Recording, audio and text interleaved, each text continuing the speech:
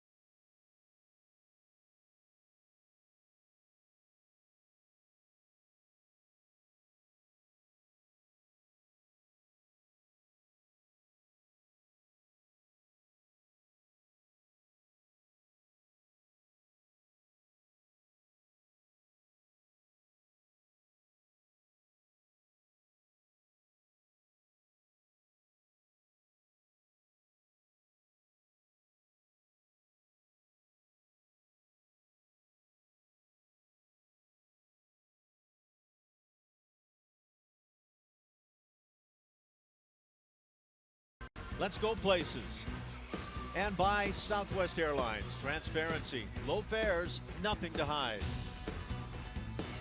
Welcome to the desert here, Phoenix, Arizona, where the Astros have moved on from the Anaheim area in to play the Diamondbacks for 2. Actually, it's a 4-game set. The final 2 games coming back to Houston, where the Diamondbacks will be in to play the Astros. And this afternoon, as the Astros open this series with the Diamondbacks, the Astros starting lineup presented by Southwest Airlines. For the Astros, George Springer again in that top spot, and he's picked it up recently. Jose Altuve, 4 hits yesterday, batting second. Carlos Correa, the hero ultimately with that pinch hit home run yesterday. He's batting third. Middle 3, Colby Rasmus, Tyler White, and Marwin Gonzalez. The bottom 3, Jake Marisnick. First home run yesterday, Jason Castro, and Colin McHugh will grab a bat. For the Arizona Diamondbacks, it will be Edwin Escobar. The left-hander is 24 years old, and believe it or not, he has pitched for 8 seasons in the minor leagues. His last outing in Reno was 6 shutout innings. He was with the Boston Red Sox to start this season, also made 2 appearances with Boston in 2014. This will be his first major league start. And according to the numbers that we can find on Edwin, he's got a fastball, curveball, changeup. Fastball comes in there about 93 miles an hour. So the young left-hander from Venezuela set to work it. And the first pitch of the afternoon there is that heater at 91. A couple of similar ball clubs. The Astros with the win yesterday and the win of the series in Anaheim, 22-29. That's tied for 4th in the American League West, and they've gained some ground.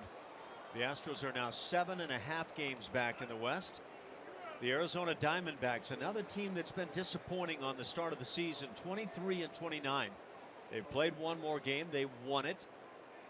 Half game better than what the Astros are. They're in 4th place, 9 games back in their division as that breaking ball's in for a called strike. Diamondbacks have had some big injuries, though, as A.J. Hinch was very pleased about the way things went yesterday with Carlos Correa coming through as a pinch hitter. David Peralta and A.J. Pollock, huge injuries for the Diamondbacks, and no doubt factoring into the slow start that they've had.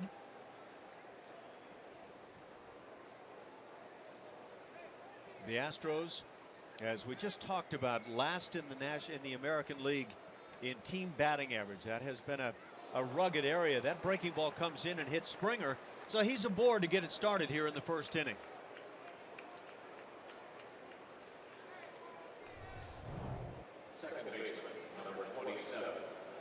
It was a third effort by Escobar trying to get that down and in slider on George Springer, but he takes the dose and is down there at first base. Go hit batter to start it. The Astros lead the league in stolen bases, but they have also had a lot of guys caught on base, mistakes made as base runners, and we saw more of that in the Anaheim series. Guys getting picked off. Altuve aggressively after that first pitch. Again, we mentioned the 4 hits yesterday, hitting .323 overall. Altuve among the leaders in the American League. 7th in batting average, 4th in on base percentage. These Diamondbacks have been terrible here in the desert. 9-18 at home. Breaking ball hit hard to left field and deep. Going back to make the play is Tomas, and out number 1.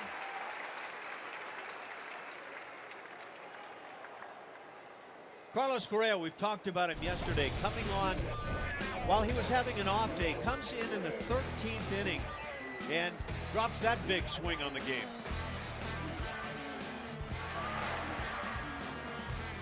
Yeah, they needed that. There were a couple opportunities maybe earlier in that game, but A.J. Hinch spoke that maybe the matchups weren't favorable, but they were lucky enough to keep that game tied until they had a chance to get this kid in there, and he won it. So Correa back in the lineup. In watching Correa's pinch hit at bat yesterday, it certainly left the impression that he took more aggressive swings. He was tired of sitting there watching that game. He wanted to get out of there, get here to the desert. May have been the case, and for that we are all eternally grateful. 8 home runs on the year. Game came up just a few minutes shy of 5 hours. And that was pure TV magic. And one of the intriguing tidbits about it was only the 3rd longest game of the year for the Astros. Is that not incredible to think about? 2-0 the count on Carlos. Very good ballpark in which to hit. Ball carries well here. And that has led to the Diamondbacks being a good offensive club this year. But on the flip side, their pitching staff has had a rough go.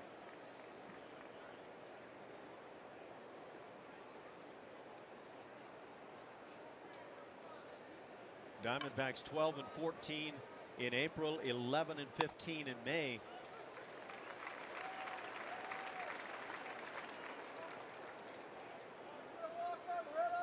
So it washes out different than the way the Astros have gotten to this point. But the Astros had that very rough month of April, 11-17. And now in May playing over 500 ball, and they would like to continue that trend. And a walk to Correa. So there's been a hit batter, a line out, and now the walk. The Astros with a pair of runners aboard as Colby Rasmus comes to the plate.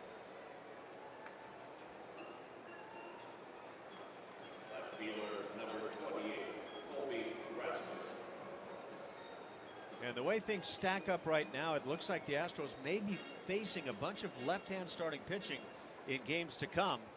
So the Astros need that bat of Colby Rasmus. Good time to settle in against the lefties.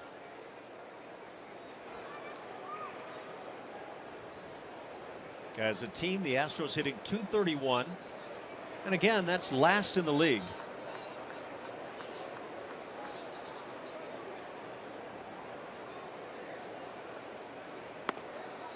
Escobar with the slider to start it.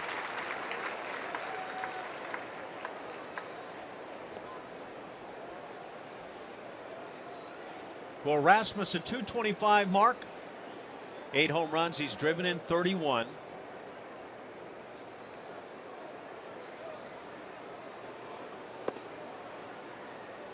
And Colby has shown the bunt game, certainly over the last month. And he's been successful with it. The Diamondbacks, with a semi-shift on, have their third baseman playing maybe close in enough to take away the bunt from Colby.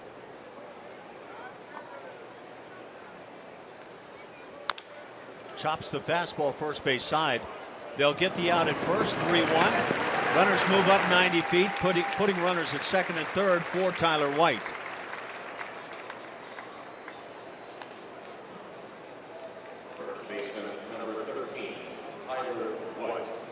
And there's that conversation in the dugout, letting guys know what this guy has.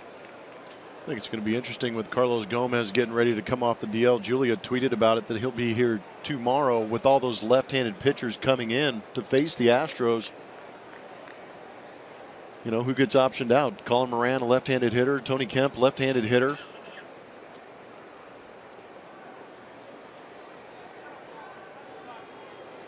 Right now, a chance for Tyler White. Like yesterday, he had a big opportunity, and he wound up taking a first pitch strike. From there on, he was in a hole and wound up striking out. He takes a strike at the knees. Had a later at bat in the ball game, got very aggressive, wound up with a base hit down the left field side.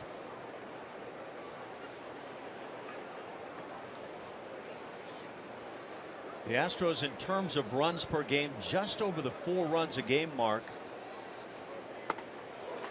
And now 0-2 the count on Tyler. The Astros are 11th in the league with that 406 mark for runs per game. Boston Red Sox lead easily. They are the only club near the 6 runs a game mark. In fact, the Red Sox are the only team over 5 per game.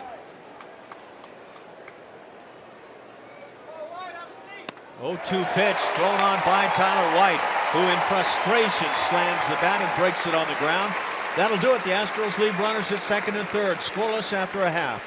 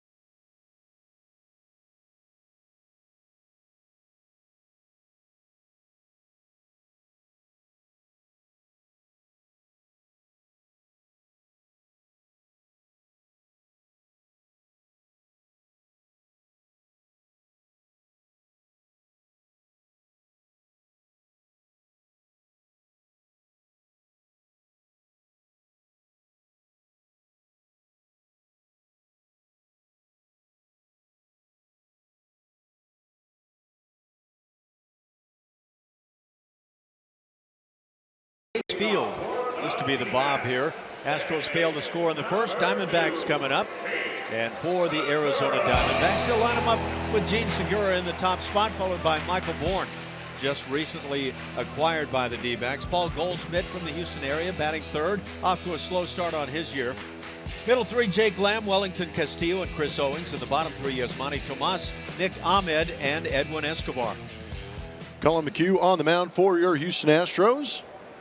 Had himself a pretty good start last time at home against Baltimore. He went 5 1/3 innings, had 10 punch-outs, threw quite a few pitches, but the team ended up winning that ball game 4-3.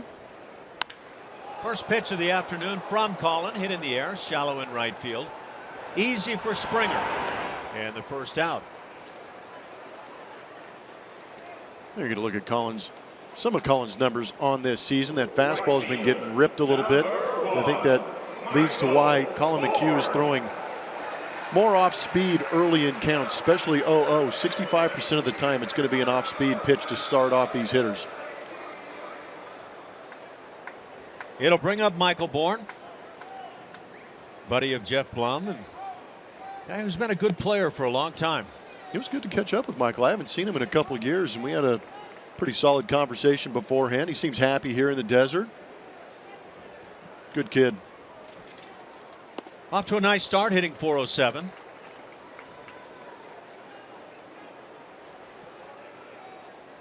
And of course, former Astro. Sits safely in all 5 starts now as he takes a strike. Still good hitting count at 2-1. Bourn had his contract picked up from Double-A on May 15th. Now has a 2-2 count. Let's take a look at that last pitch on our MD Anderson strike zone. Good location on that outside corner. There's the curveball. It's rammed but fouled down the right side. Michael Bourn was signed by these Diamondbacks to a minor league contract on May 10th.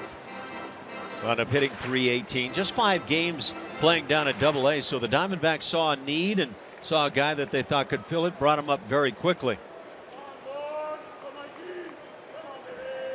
Started his year with the Atlanta Braves. Maybe not a bad thing getting designated for an assignment early on from the Braves. As Bourne's down on that curveball, second out, first strikeout for Colin. We got a little information on Colin McHugh, getting to him early. That first inning has been an issue for Colin. You see that ERA 7.62, the opponent average, pretty aggressive. But after that, Colin McHugh has a chance to settle in, get in a rhythm, and things turn around considerably. Paul Goldschmidt hits one deep into right center field, back at the wall. There it goes. Paul Goldschmidt, who has not been a hot hitter, but gets hot immediately against Colin McHugh. Home run number 10 on the year, and ribby number 33. That'll make it 1-0 Diamondbacks.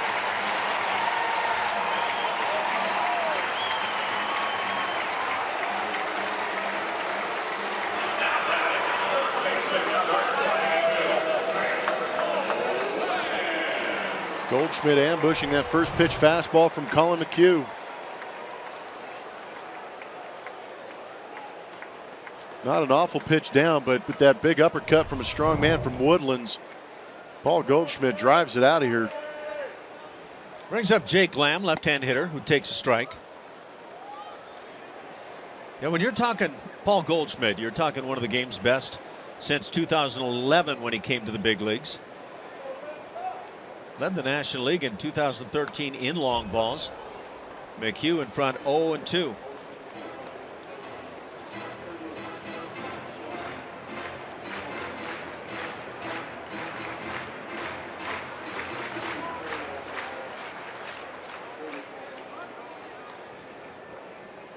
Lamb hitting .280. Has some good pop.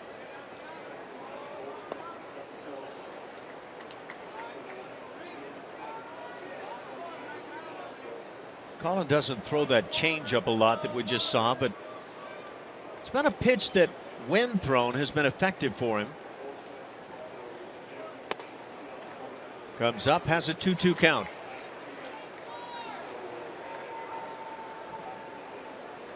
talking to some of the broadcasters with the Diamondbacks and asking about the disappointment level, because the Astros have been a big disappointment through what has now gotten to close to a third of the season.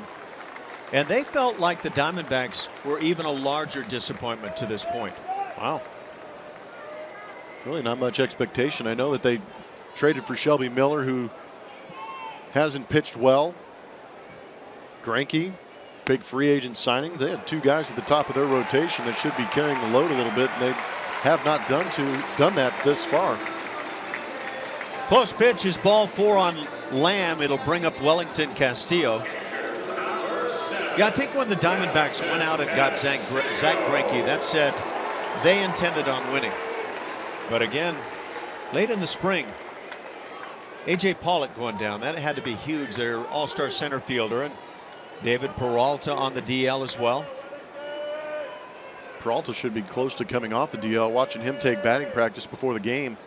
But A.J. Pollock is one of those guys, kind of the igniter in that lineup for the Arizona Diamondbacks. Castillo hits it to right. Springer comes on to make the play. That'll do it for the Diamondbacks in the first.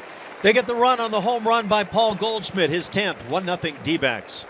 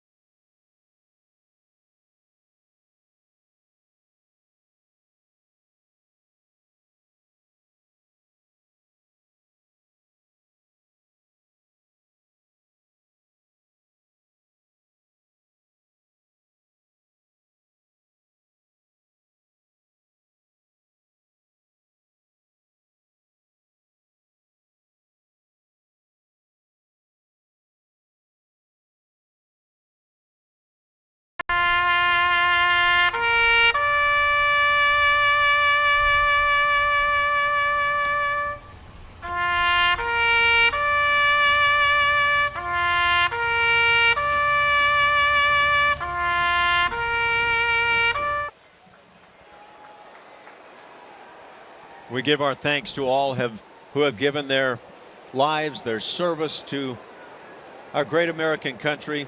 We thank you and just grateful to be here today to enjoy this ball game because of what you've done. 1-0 Diamondbacks. We go to the second. Marwin Gonzalez leads it off.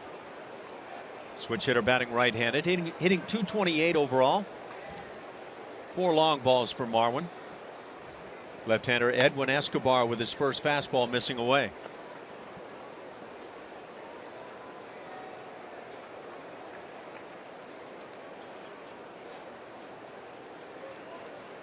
Marwin was a part of yesterday's lengthy affair in Anaheim.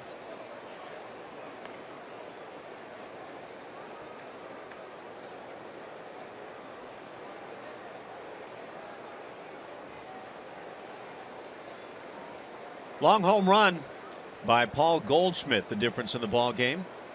First pitch hitting. Goldschmidt now has a 5-game hitting streak.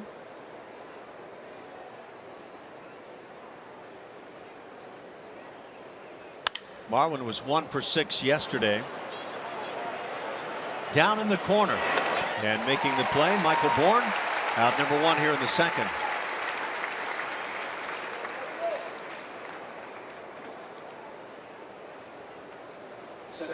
bring up Jake Marisnick. We talked about Jake coming to life with the bat the last couple of ball games, 2 hits in each one of those games. First home run of the year coming yesterday.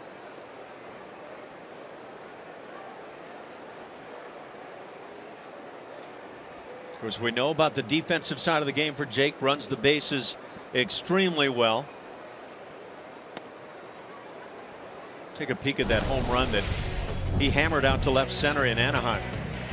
Look at that cement mixer of a pitch coming in, and Jake did not miss it. Barreled up. Lines a fastball down the right side, and that's into the corner. Bourne gets there quickly. Doesn't stop Marisnick as he slides into second with a double, and almost went on by that bag.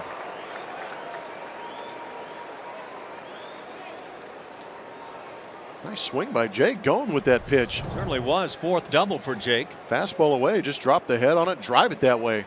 Great piece of hitting. Bat's starting to come around a little bit.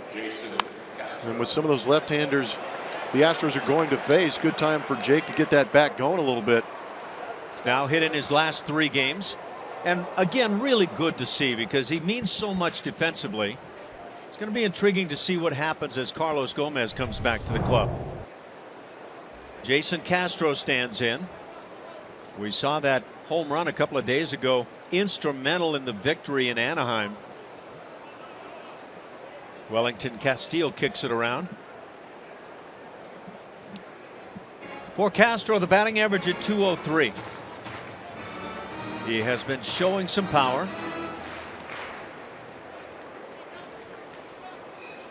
.11 RBIs now for Jason. Castro had the day off yesterday. It was Evan Gattis behind the plate the entire afternoon.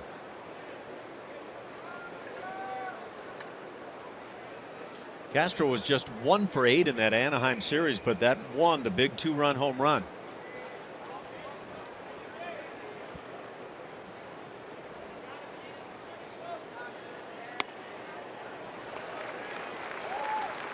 While we got Jake in scoring position, we're going to do our Lexus defensive rankings for the Arizona Diamondbacks. There's ex-Astro Michael Bourne, usually playing center field out there in right field. I'd say test him just because of the arm strength. He does get to the ball well and cover some ground. Chris Owings is a converted shortstop now playing center field with some of the injuries on this ball club. Put him at yellow because I imagine they're going to test him, having not been in the outfield for too long. And Yasmani Tomas out there in left.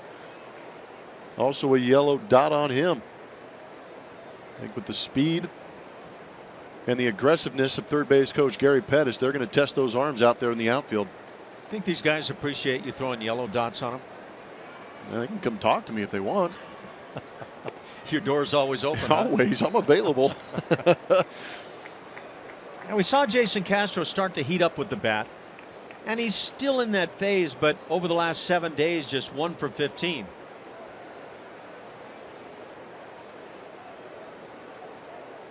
He has also had his struggles on the road this year, hitting .186. But the month of May, as with the team, a considerable warm-up. He's hit .250 in May.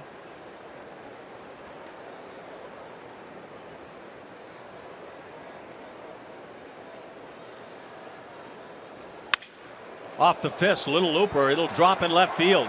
Here comes Marisnick being waved home, and he'll make it without a throw.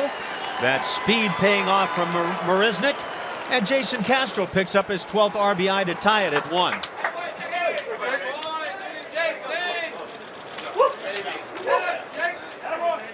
By the way, how about that read on the base paths by Marisnick? Yeah, that was pretty good. Jake probably turned around, checked out where the defense was playing with that shift on against Jason Castro, and that ball not hit very hard. Good recognition. He hesitated, recognized nobody had a shot at it, put his head down. He didn't even have to look at Gary Pettis. He knew he was going to score easy on that one.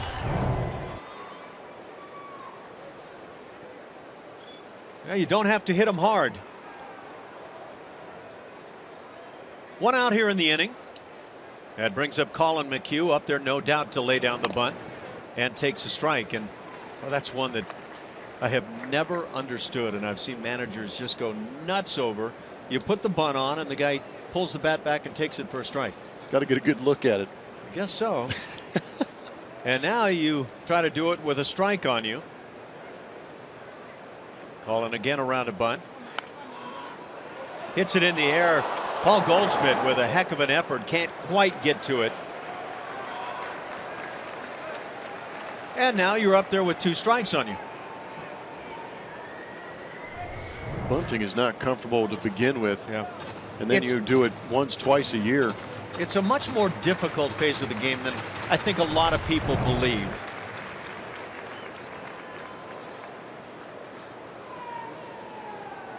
That infield, especially on the left side, playing well in. Ahmed, the shortstop, has backed off a bit. Again, Colin with the bunt, drops it toward the hill. Escobar will get that second out at first base, so the sacrifice works. Castro moves into second base, and now Springer comes to the plate. Yellowwood is bringing the lumber, and so has George Springer. On Memorial Day, May 26, 2014, big time bomb in Kansas City. May 25th, 2015, Camden Yards. Launching one in that bullpen area at Camden. Especially the way he's been swinging the bat lately, this could time out. I mean, time well for back-to-back Memorial Day home runs. Well, he'll have to find a new dance partner this year. Jonathan Villar, in that last shot we saw, not an option this year.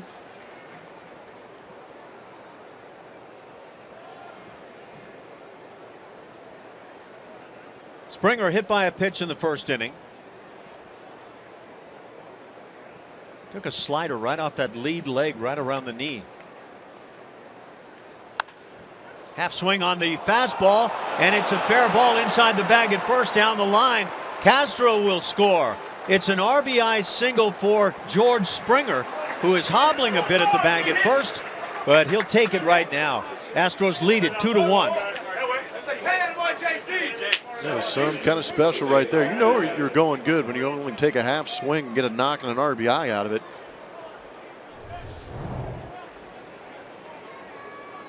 Yes, I do. No, I don't. Oh, gosh. Yes. Just a roller coaster of emotions on that one right there. Is that why this yard is such a good hitter's yard? Yeah, ball carries down the line. Still 2 outs. Springer at first. Altuve is at the plate. He's hit in 4 straight. Hit a line drive to left field for an out in the first.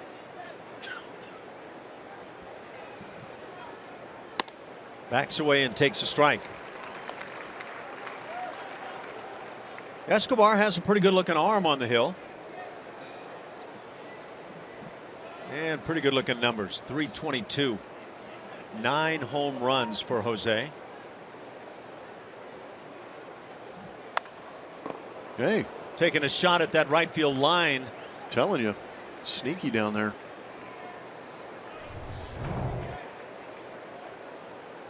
Hey. You like that stroke? Yeah, I mean, he didn't even go around, and he almost got a double out of it. He barreled it up, didn't he? Just letting the ball get deep. Well, he'll take a legitimate shot that way and foul it off.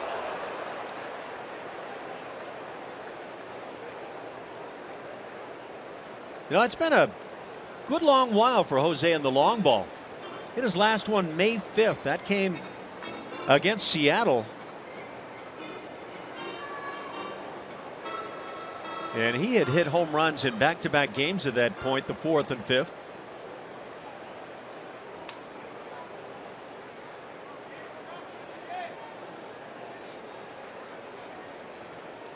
He's actually seen the batting average dip about 8 points in that span. But basically the same guy, hitting in the 320s. Backs away, and this one is inside. Well, after watching the reaction of Altuve on a couple of fastballs in here in the inning, wouldn't be surprised if the Diamondbacks decide to start pitching in there a bit. I think that first pitch he took from Escobar might have been a ball off the inside corner.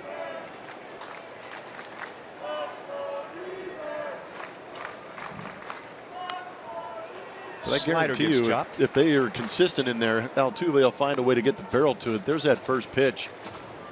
Right on that inside corner, number one, that ended up being a strike called, but it was a ball off the plate. And I think he's got good knowledge of that inside corner and is not afraid to throw the barrel at that inside corner. Yeah, I was actually thinking if the Diamondbacks do decide to pitch him in, might that reactivate the long ball swing? We've seen him go oppo taco a couple times this year, but he is not afraid to pull that ball out of the ballpark to left, that's for sure. Fastball hit into right center field and dropping, and drops in front, goes on by Michael Bourn. That means that George Springer will score all the way from first base. And into second base, Altuve. We'll see how this is ruled. 3-1, Astros on top. And they're doing a little two-out work here in the second. That's always a good sign for an offense, scoring with those 2 outs. Again, Altuve getting that pitch on that middle, like inner third, but really trying to force the ball going the other way. Drops this one in front of Michael Bourn. I think Bourne might have been anticipating blocking this ball up a little bit, but it stayed down on him and got past him, allowing George Springer to come around and score. This inning stays alive with 2 outs. It's a single E9, no RBI for Altuve.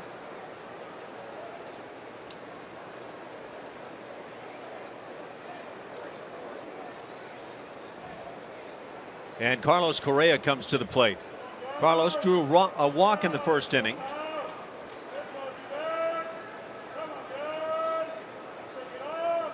Escobar appears to be throwing well, and yet the Astros finding a way.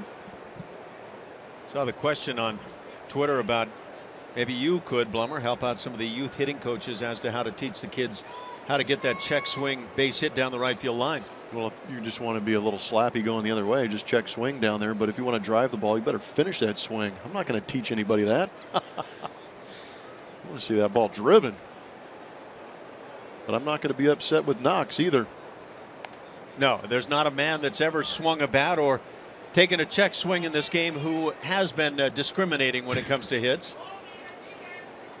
That's when you go back to the dugout and go, see, told you guys, it's going to be a good day to hit. Here in the inning, hits by Marisnick, Castro, Springer, and Altuve. And only one of those hit sharply. That though double by Marisnick. Correa unable to get to that 2-0. There you go. There's a good look. We're going to call this check swing alley over here.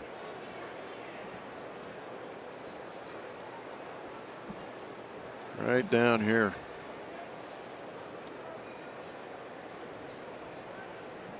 It's a way to break out your inner Madden. Line drive, base hit into left field. Altuve coming to the plate. The throw coming and cut off. They will have Correa in a rundown now, and they'll tag him out. But the Astros pick up a 4th run, as scoring from second is Altuve. RBI base hit Correa, and the Astros go to the bottom of the second with a 4-1 lead.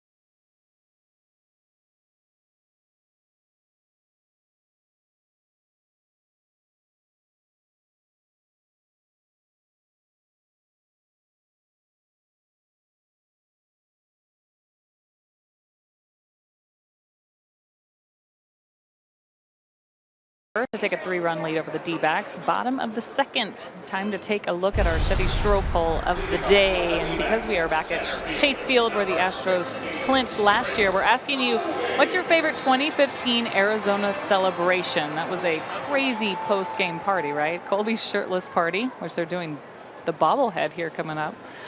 My champagne shower, which was just a hot mess, or AJ's emotional speech to his players. Vote at Root Sports SW. We'll tell you who wins later. Come on, let's all get in there and vote for Julia.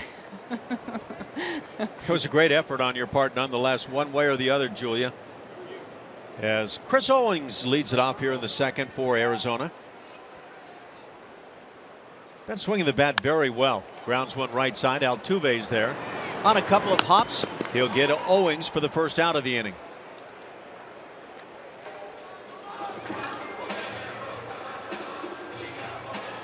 Going to bring up Yasmani Tomas. Altuve already with a hit on his day.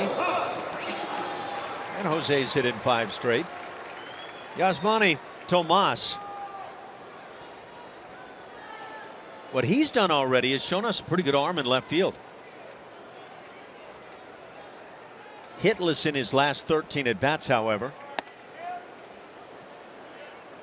Well spotted cutter from McHugh.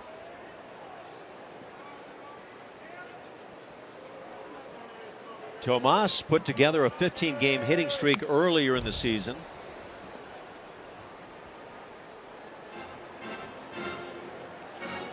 Make that a 12-gamer, excuse me.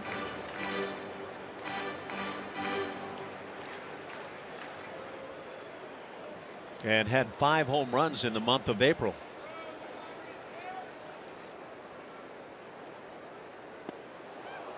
That over-the-top yacker for the strikeout. First punch out picked up now by Colin McHugh. Make that second, excuse me. He's got that big 12-6er, but that one was a little bit sharper than most. I think that's the one he tends to go to in that 2-strike count. Comes out of the hand a little bit quicker, maybe looking a little more like a fastball, and then snaps off the table. 2 outs, bases empty. Nick Ahmad at the plate. Hitting .215.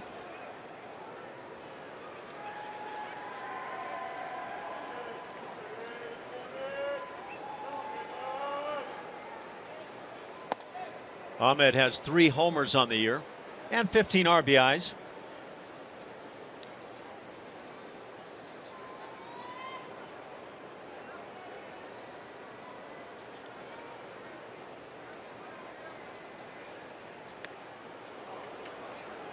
Been a good shortstop for the Diamondbacks. Does, however, have 6 errors on the season.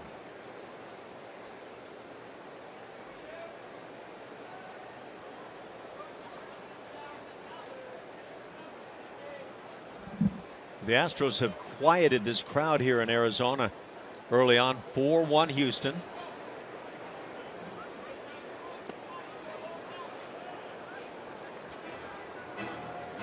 We mentioned the 10 strikeout game last time out for Colin McHugh. In that game against Baltimore, was it primarily the curveball, or was it a mixture with the fastball that he was picking up the punch outs? It was a good mix because he had trouble with fastball command, as we've seen earlier in this year, but made a couple adjustments to the delivery and was quite effective with the fastball curveball combo.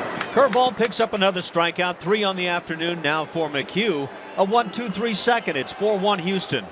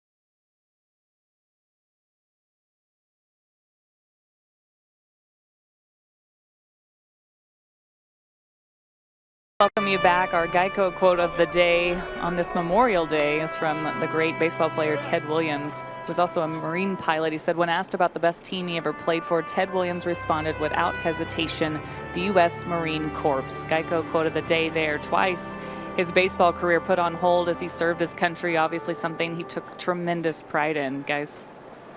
Thank you, Julia. And it is a great comment made by Ted Williams. Here in the third inning, Colby Rasmus leads it off, grounds it foul. Colby grounded out to first base in the first inning.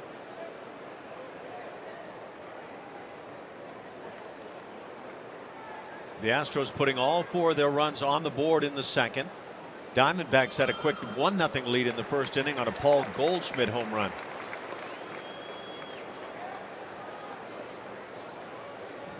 Edwin Escobar has been touched up, but some of it's soft variety, and yet the Astros will certainly take it right about now.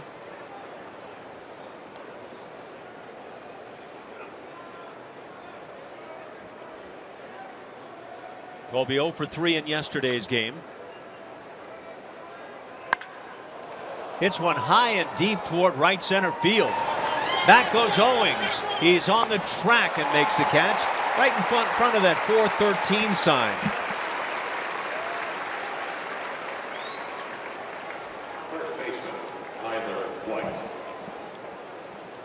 The baseball players that have served in the military, Jackie Robinson. Where's Ted Williams? Pee Wee Reese. So many of those players from that era served their country. Bob Feller among them. And they broke up right the hearts of some tremendous careers, and yet never a complaint.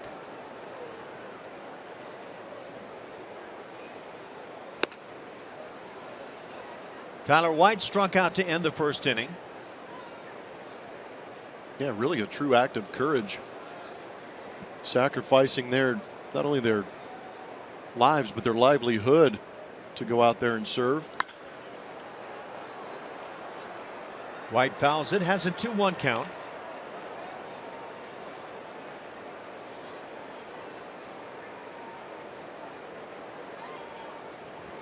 Trying to refine that stroke of the first 10 days of the season.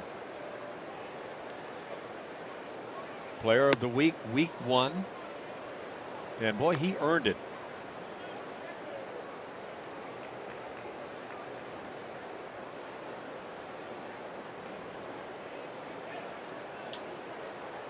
Escobar brings the 3-1. It's fouled back to the seats.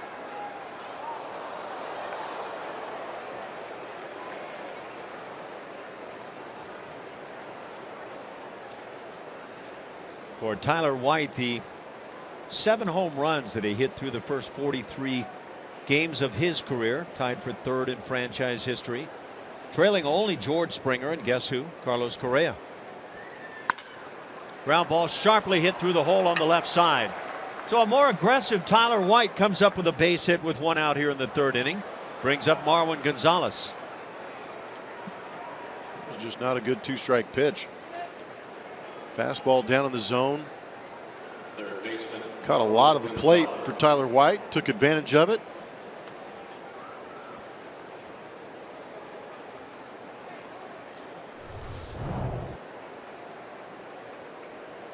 That's a good pitch to hit. A couple strikes on you. Marwin Gonzalez flying to right field in the 2nd inning.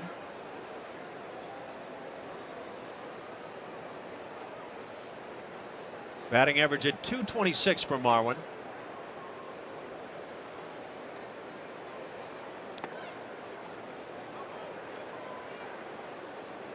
His last home run came May 21st, that against the Texas Rangers. And it provided the Astros their only run of that game, a 2-1 loss.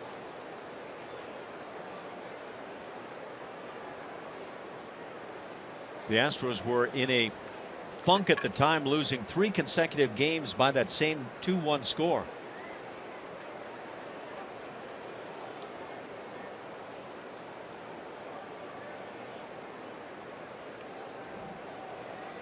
Escobar and Marwin Gonzalez having a hard time putting it together.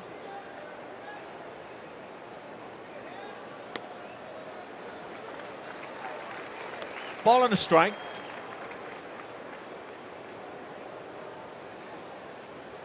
Marwin did a little left field work defensively for the club yesterday. And we saw a great throw from the left field corner from Marwin, and almost got the final out of the ball game as Albert Pujols had eventually doubled down in the corner, but it was awfully close to him being tagged out at second. Slow roller, tough play, but they make it nicely. Gene Segura with a fine play to get Marwin Gonzalez second out of the inning. Tyler White into second. Center fielder, Jake Marisnick. It was in a little bit of no man's land. Paul Goldschmidt didn't know whether or not to go get it. Opted to get back to the bag. Luckily, Segura speeding over there makes the play. 2 outs, man in scoring position for Jake Marisnick. Had a 1-out double and scored in the second. He scored on the little broken bat flare base hit to left field by Jason Castro.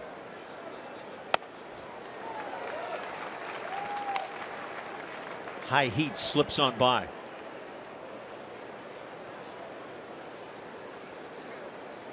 First of 2 here from Arizona. The Astros then head back home.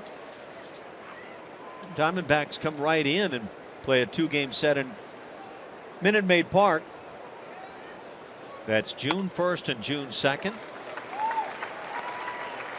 The Oakland A's will then invade for 3 days. Brief 5-game homestand. The Astros then back out on the road. 4 in Arlington, 3 in Tampa Bay, 2 in St. Louis.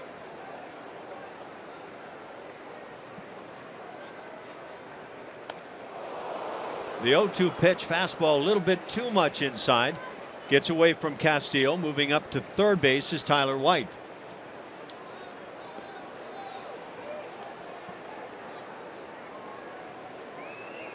It is a pass ball. Catchable pitch inside there for Castillo.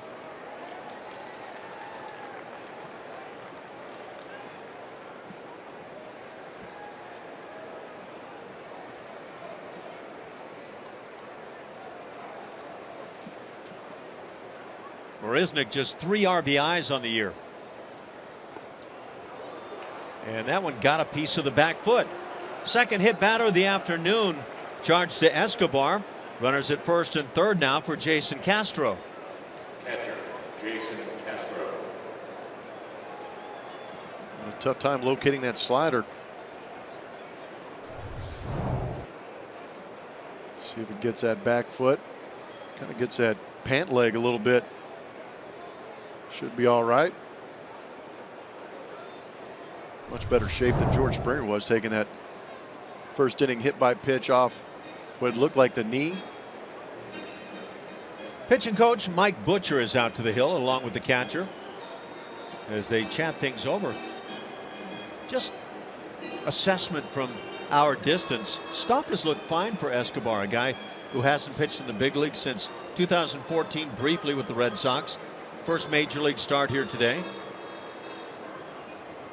Academy Sports and Outdoors and the Houston Astros are hitting home runs for Houston. Active Astros with interleague home runs. Colby Rasmus has 9. George Springer right behind him.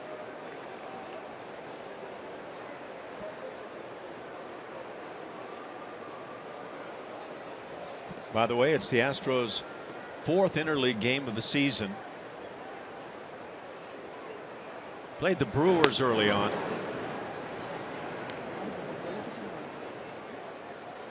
Milwaukee took 2 out of 3 in that early set in Milwaukee. Snowy days in Milwaukee at that time. Jeff Blum knows nothing about it. He was at the Masters. Yeah, I thought you sent me a picture from there. I thought you guys had played that game in St. Petersburg, Russia. It looked like it, didn't it? That was wild. I should have tweeted that photo. It was crazy. Looked like the stockyards with the train going by and the snow all over the place. Castro drives one left center field deep. Back at the wall, off the wall. Extra bases. White will score. Here comes Marisnick. He will score. 2-run double Castro, and the Astros lead it 6-1. Nice piece of hitting from Jason Castro. We talked about the success the Houston Astros have had here, the good times they had last year clinching here. They're just continuing to rake at this ballpark. Good to see Castro driving a ball against a left-handed pitcher. Got a fastball, center cut, drives it the other way.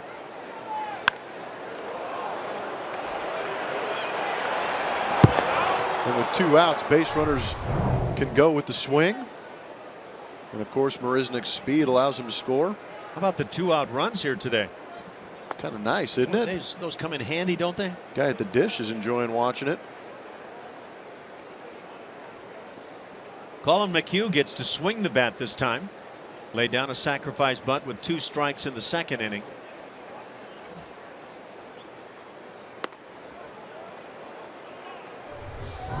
Get a look at that swing on our Supermo, brought to you by Mattress Firm, and right down the middle. You can see the catcher, Wellington Castro, reach back out over the plate. Castro ready to drop the head on it.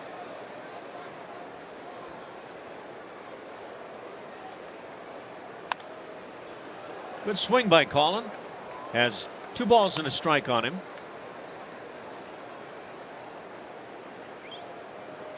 None of the Astros pitchers have picked up a hit yet this season.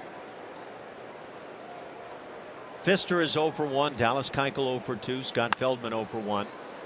Looper down the right side. And just out of the reach of Paul Goldschmidt. Take that, ball. This game's had a little bit of the feel that has gone the other way against the Astros much of the season.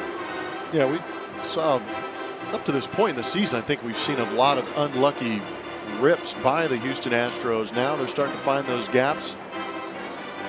Hitting is contagious. But yeah, it's good to see that vibe changing a little bit in that Astros dugout. Fastball grounded back to the mound. Nice play by Escobar. Colin just jogs it out. That'll do it for Houston. They pick a pair more and lead it 6-1.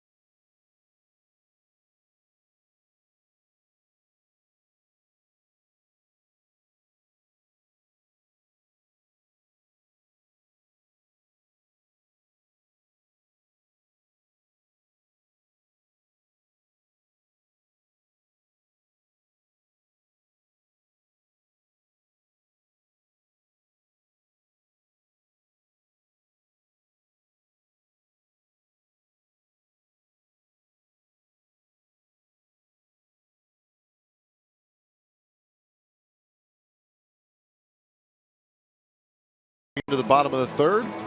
Houston Methodist brings us our league leaders. Best interleague record since last season. And the Houston Astros on top there with that 17-6 record. Boston, Tampa Bay, San Francisco, St. Louis, some good ball clubs in that list. It's almost as if it's a coming home party for the Houston Astros when they have a chance to play some interleague. Get back in that National League. Long-time National League club. Yeah, I don't know that the players currently playing with the Astros have that sense, but so many of us that have been around the Astros for a long time have that feel. Sometimes it's still hard to say American League club. Yeah, it doesn't just roll off the tongue. Here in the bottom of the 3rd inning. It's the pitcher, Edwin Escobar, leading it off. The Astros play him defensively straight up. Little shift in the outfield, center and left, moving toward the left field side. Colin immediately gets in front. It's a curveball hit on the ground. Not a bad swing from Escobar. First out of the inning.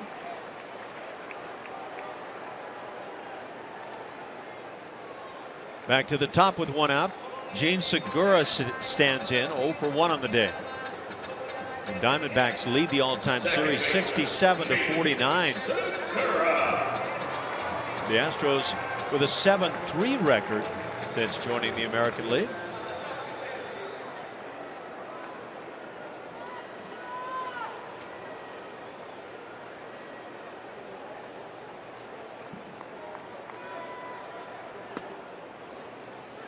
Colin finds the corner. Pitching with a 6-1 lead here in the third inning.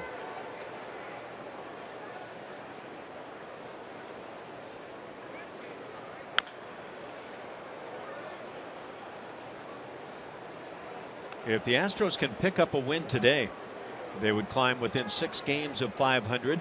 It would be the first time they've done that since April 23rd. They were 6-12 at the time.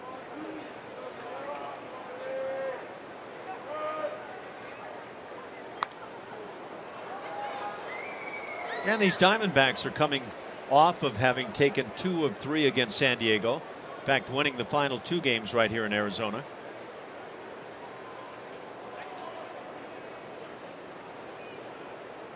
Diamondbacks have won 3 of their last 4 series.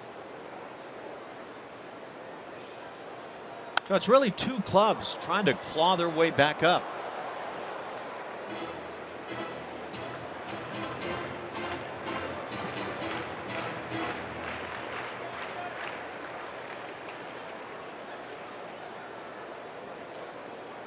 Been fairly easy to understand when the Diamondbacks are going to win in recent times. When they've scored 5 or more runs, they are 6-0 the last 6 times they've done it.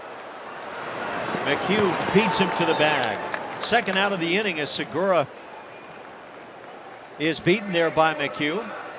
And now Michael Bourn comes to the plate. Kick off your weekends at Minute Maid Park with the best fireworks show in town. The next Friday Night Fireworks Spectacular is a tribute to Prince on June 3rd. For more information, visit astros.com/fireworks or call 1-877-9-ASTROS.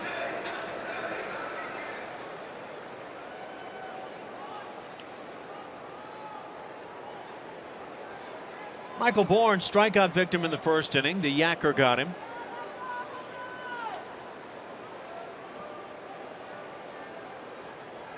And there it is. Just pumped right through there for the called strike. Very effective pitch early in counts.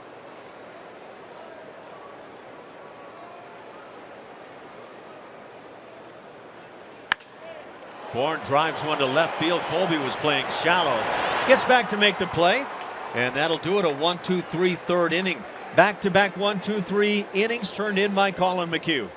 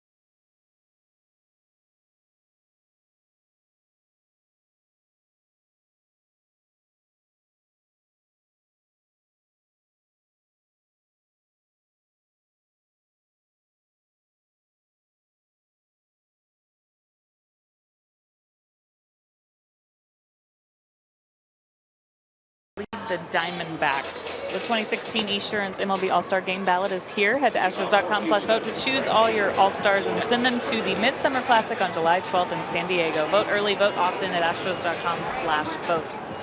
Jose Altuve's on deck. He already has a knock today, and yesterday went 4 for 4 in his first ABs. But this is really good to see for Altuve. He went 2 for 25 on that homestand. Definitely a struggle for him. But yesterday, AJ said that he sees him back in the strike zone a little bit. Still maybe a little anxious, but should feel better after the day he had yesterday. He said it does worry him when he starts to get outside of the strike zone. But yesterday, taking what they gave him, didn't get big and got rewarded. Guys. Thank you, Julia. He can hit. Bottom line for me. George Springer, 11 home runs. He's got some pop. Not on the handle.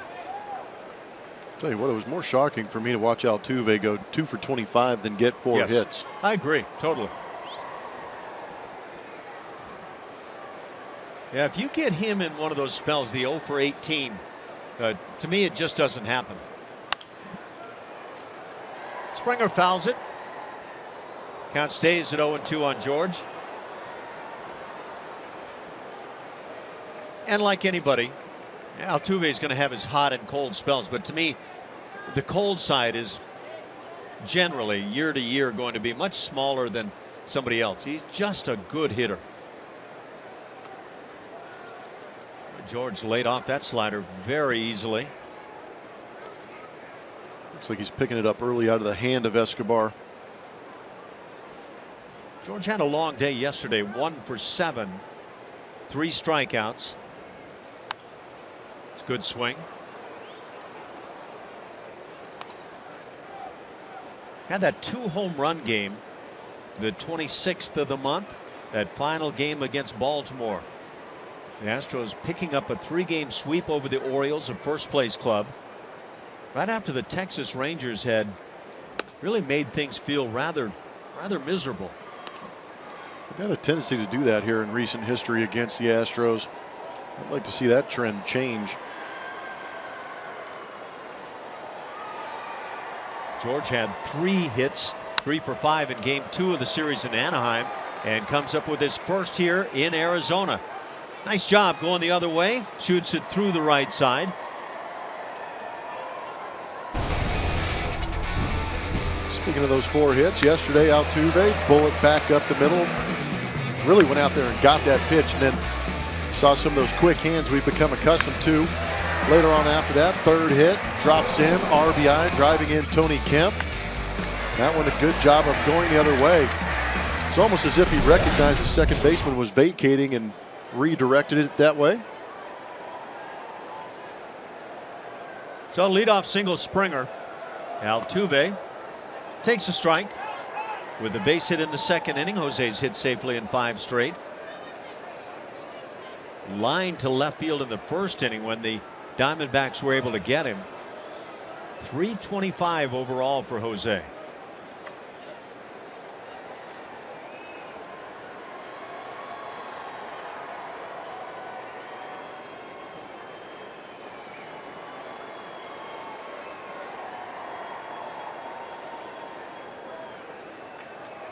Tough assignment for any pitcher, leaning in and trying to figure out how to get Jose Altuve.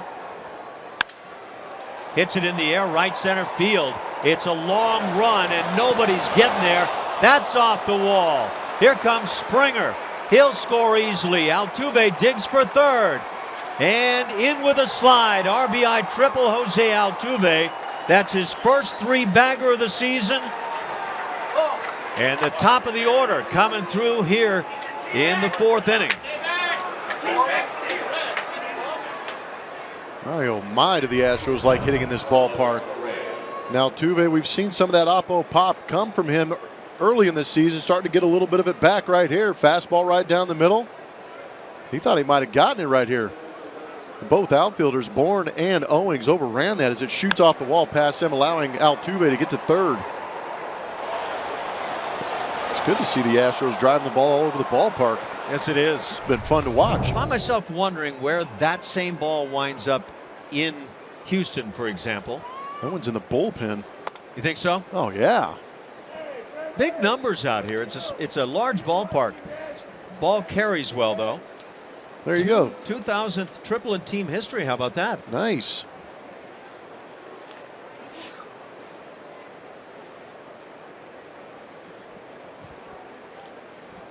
Still nobody out as Correa rips one foul. Correa up here. We'll look at our Ford spray chart. Carlos Correa hits this season. And we haven't seen a real concerted effort of him to try and yank that ball like we saw last night with the home run in Anaheim, but going up the middle the other way. That infield drawn in, not all the way to the grass. Short and second, laying back a couple of steps.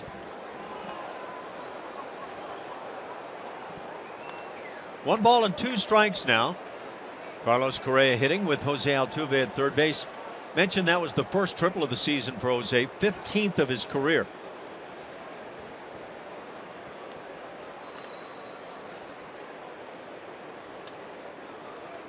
(7-1) Houston.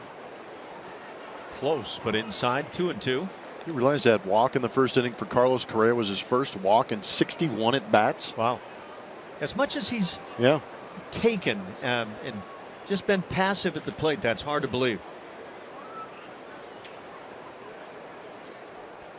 The 2-2. And now 3-2.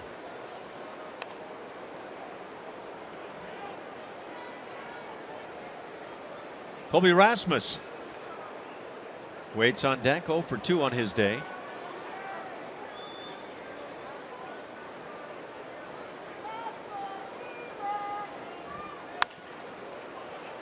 Carlos fouls it off. Not a bad start to a day when you draw a walk in the first, drive in a run with a base hit in the second inning, have a chance with Altuve at third base in the fourth inning as you come to the plate, nobody out. Sets up for just a really nice day offensively. And it is a line drive, solid base hit. Driving in Altuve, 8-1 Houston, as Correa has his second hit, second ribby on the day. Good piece of hitting. Fouled off a down and in fastball the pitch before, but gets a hanging off speed pitch, rips it into left field. That swing coming around for Carlos Correa here. Just get on the side of that slider and then just turn on it. Those are a good, aggressive, powerful swings that we've come to know and love from Carlos Correa.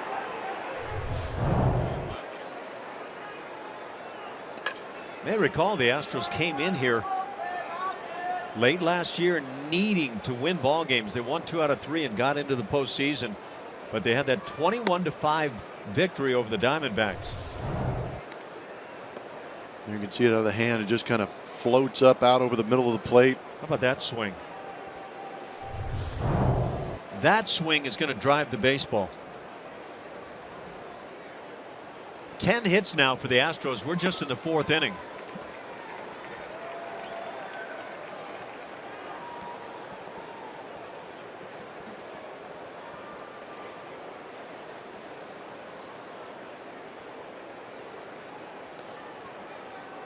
Altuve already with a couple of hits, halfway to the 4 he picked up yesterday.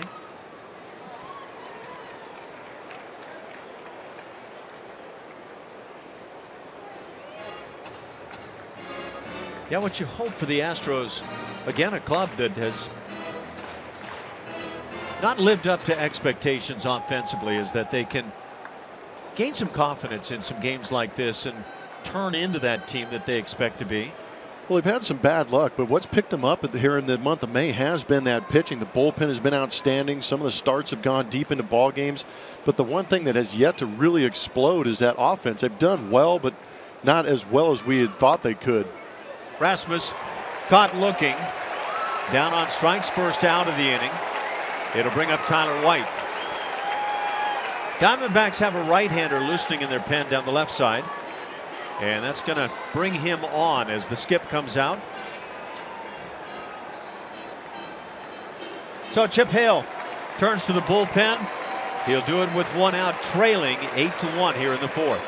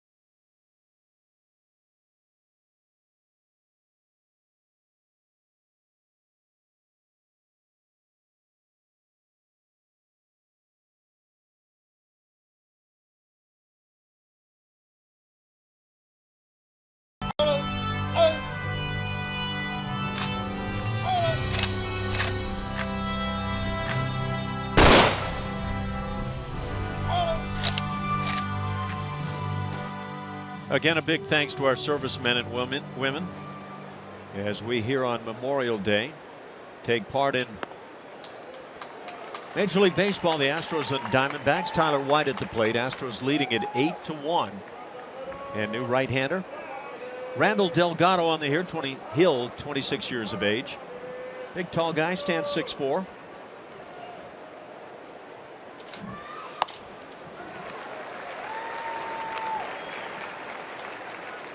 Delgado comes after you with a fastball, slider, changeup. This Astros hitters, Ash and I are always talking about being greedy. You get a couple knocks, things are going well for your ball club. Don't stop. Keep pushing. Get those numbers. Tyler White needs those numbers too. He has struck out and singled, scored a run today. But believe me, those numbers are meaningful.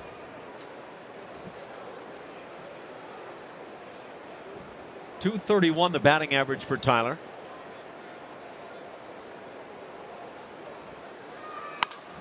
He lines one into left field, base hit. Just out of the reach of Ahmed at short. Stopping at second is Carlos Correa. And it is a hit parade here this afternoon. 11 Houston hits. Yeah, there's going to be a brawl at the bat rack here. This is a great place to hit. Second highest elevated ballpark in all the country. And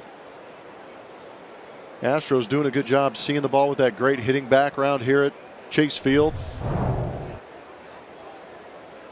Compare this to Coors Field in your estimation for a hitter. Well, Coors Field is another place that has a really good hitting background, but the ball definitely flies a little bit more for me. But this has always been one of the places that I loved coming through as a visiting ball player, because you knew if you clipped one pretty good, you're going to shoot those big wide open gaps that you see out there. There's a lot of green grass to hit.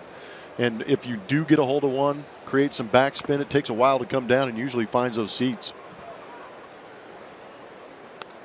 And you can see that hitting background straight away in center field.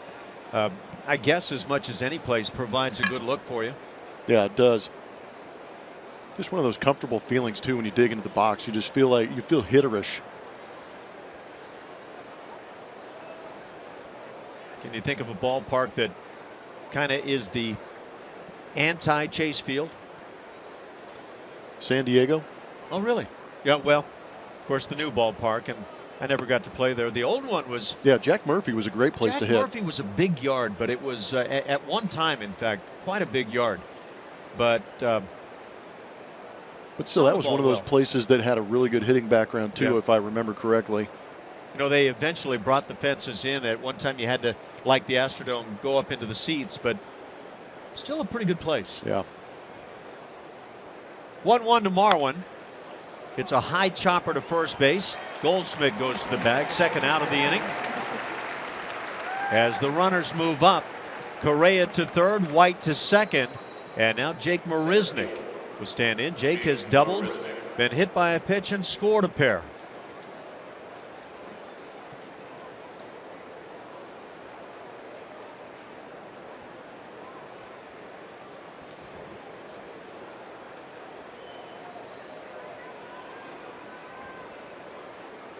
Batting average now at 177. May not seem like much, but it's come a long way for Jake.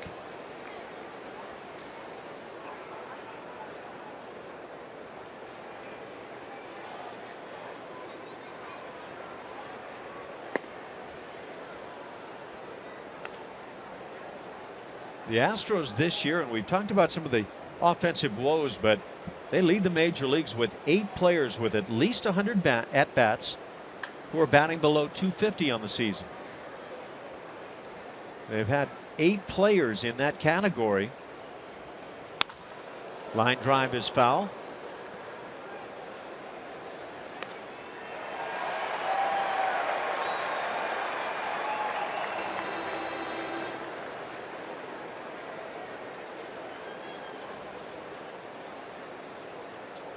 The Cleveland Indians, Minnesota Twins, Tampa Bay Rays, and Toronto Blue Jays have 6 players in that same category, at least 100 at bats, hitting 250 or less.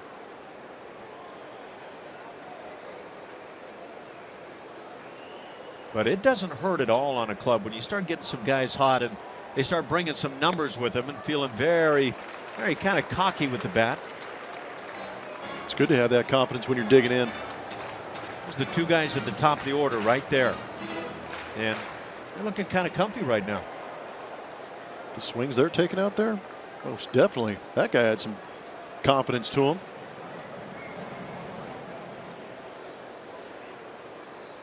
Check out the lifetime numbers on Jeff Bagwell. You'll see why. Large.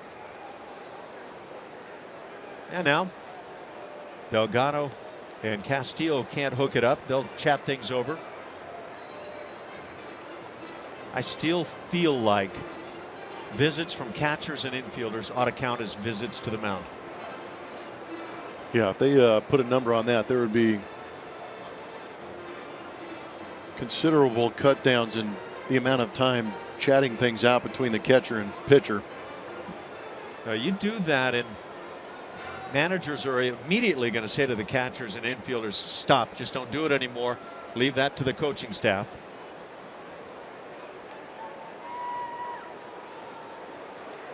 Just my feel on it.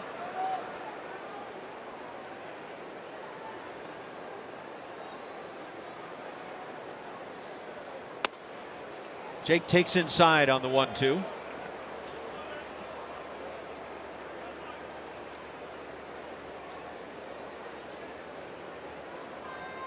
These Diamondbacks, though, have maybe gotten accustomed to how tough things can be at home with their pitching staff. They've come in with an ERA over 5.5 as the line drive goes to Goldschmidt, and that ends things in the 4th inning. The Astros add 2 more, lead it 8-1.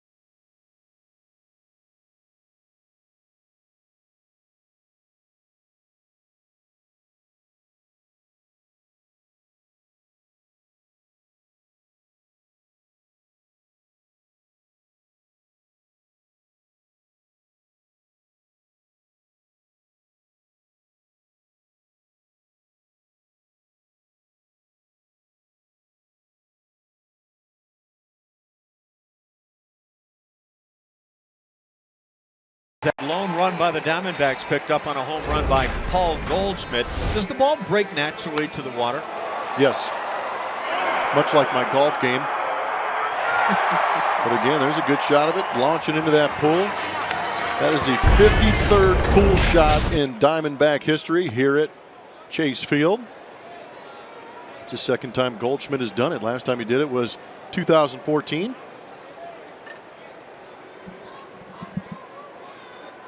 McHugh with the curveball and slider. Down on the count, 2-0.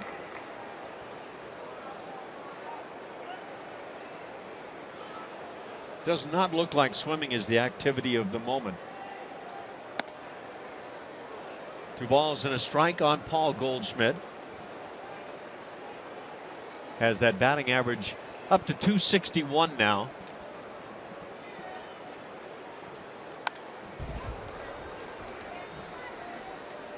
For some guys, they're just late on fastballs. For Goldschmidt, he drives it that way. Yeah, he does. Great hitter. Numbers don't dictate it this year as far as 261 and 10 home runs on the season, but he is one of the better right-handed hitters in all of baseball.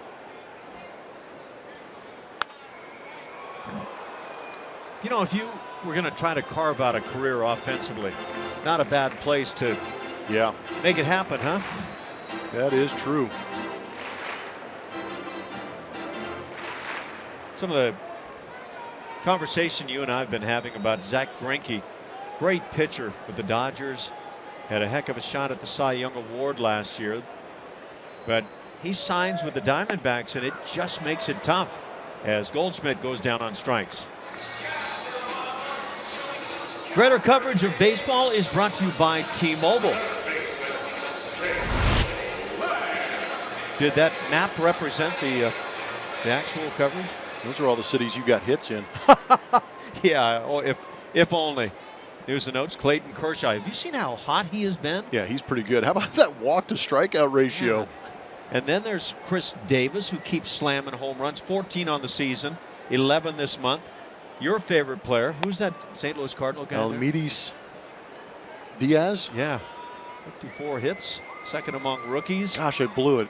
Aldemis. Aledmys. Is that even spelled right? Aledmys? It can't be right. We're going to see him in the Cardinals pretty soon. Altuve with the play.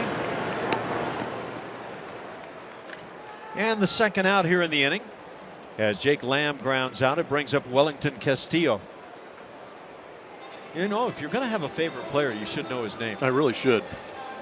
It's a good point. Catcher, Wellington Castillo. I appreciate him in style of play as opposed to name. No. See, that's analysis. It's an excuse.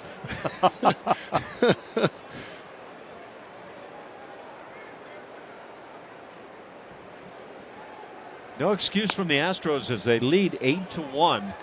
They lead in hits 11-1. And then for good measure, the Diamondbacks have committed the game's only error.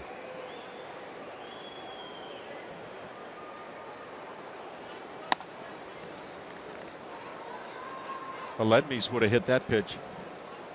Aledmys would have. Wellington Castillo. Aledmys. Okay. A broken bat dunker into left field. Second hit for the Diamondbacks. Comes with 2 outs. Brings up Chris Owings.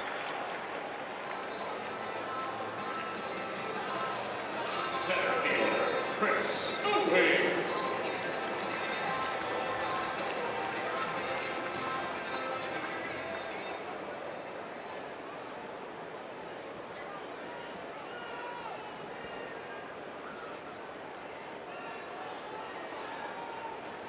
Owings, a couple of home runs on the year, 17 ribbies. The Astros play straight up in the infield with Jake Marisnick a bit toward right center. But that straight up has Altuve right there for the play. And that'll do it for the Diamondbacks in the 4th inning. They leave a man and trail it 8-1.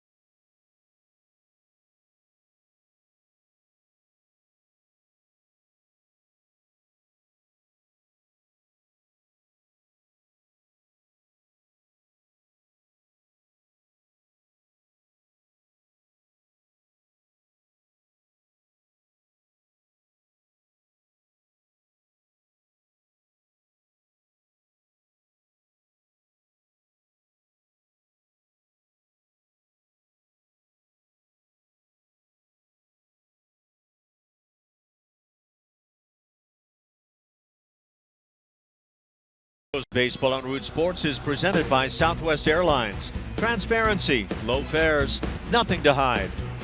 And by Academy Sports and Outdoors, donating $100 for each Astros home run and $200 for each Correa dinger to Houston Children's Charity.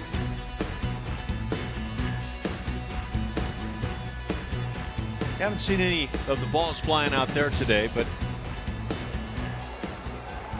it's the fairway at one of the places you and I typically play at. I was going to say, when I played out here, I had to carry a club in my bag, and it had to be that desert iron.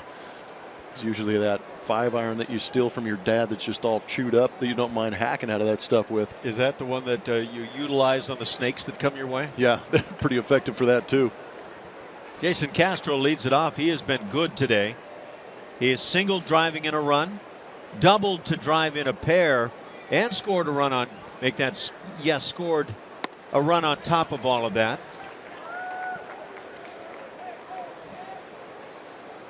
That double in the third inning off the wall in left center field. So Jason driving it well.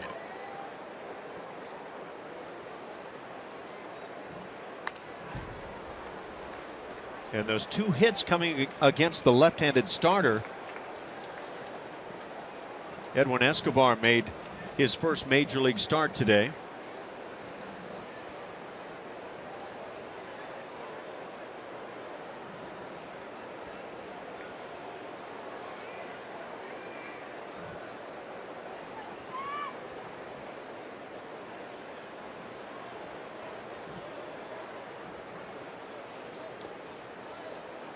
One and two the count on Castro.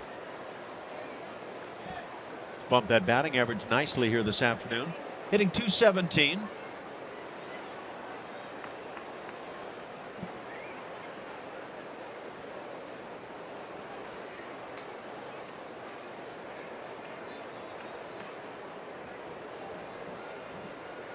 Delgado leans in, like so many relievers, works from the stretch. We're in the 5th inning. 8 runs, 11 hits for Houston. 1 run on 2 hits for the Diamondbacks. As Colin McHugh tries to get over that 500 mark for the year. Comes in 4-4. ERA at 5.13. And you consider where the year started for Colin McHugh. That 1/3 of an inning outing in New York against the Yankees, day 2 of the season. And 5 earnings against him left him with an ERA well over 100. He's been doing some serious shaving down. Last 6 starts, he's 3-1 with a 4.00 ERA. In those 36 innings, he's got 26 punch-outs too.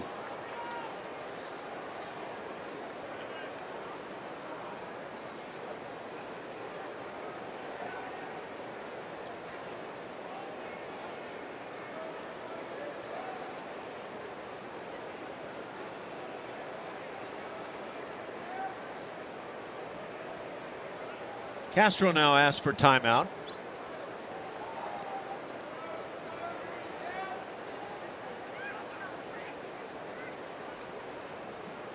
Shift on for Jason.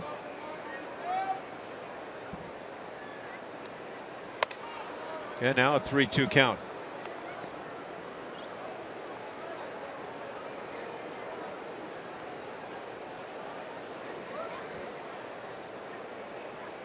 That's what Castro's looking at.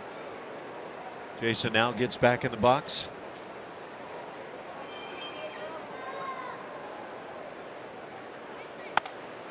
And draws a walk. So a perfect day continues for Castro.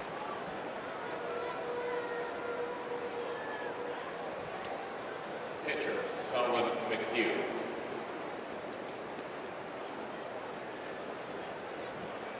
Delgado started his major league career with Atlanta in 2011. Now in his 6th year in the bigs.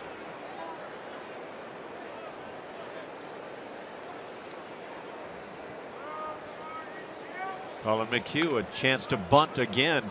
He's picked up 1 sacrifice bunt today. He's maybe gotten that memo to go ahead and bunt that first fastball that he sees for a strike. Yeah, no need to get the pitcher's pitch count up on trying to bunt. Just lay it down, get out of there, go back, have a nice cup of water, a couple seeds, get ready to take the bump again.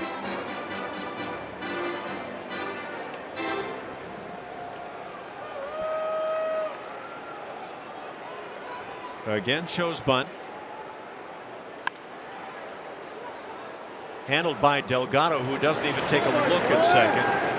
So good sacrifice, moves Castro into second with one out.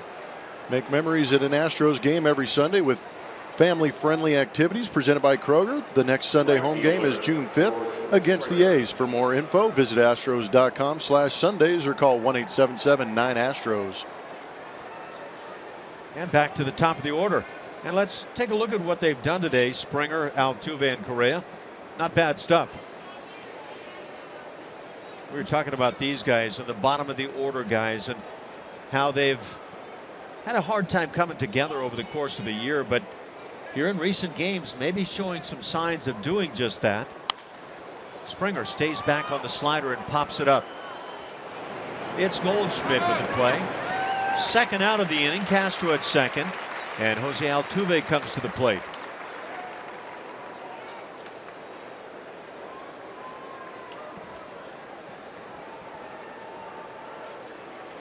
Altuve lined to left in the first inning.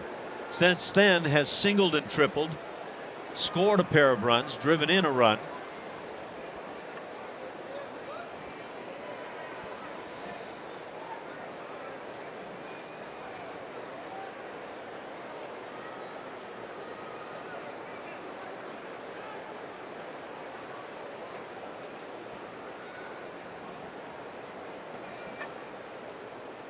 Delgado brings it.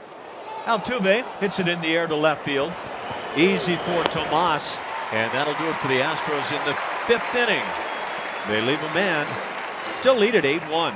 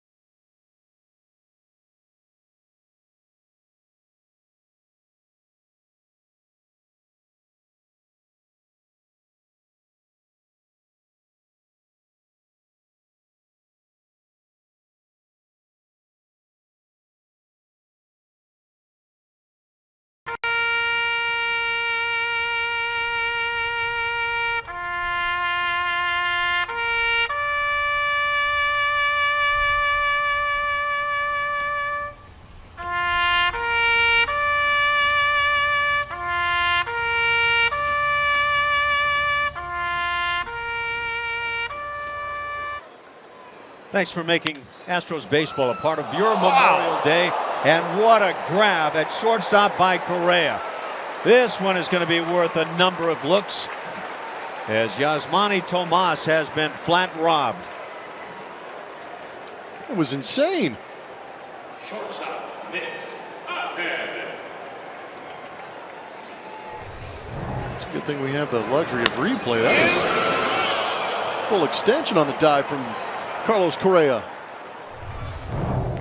There was a moment where that didn't look possible. That might have been after he made the play. 1 out. Colin McHugh gets a little D played behind him. Nick Ahmed stands at the plate, strikeout victim in the second.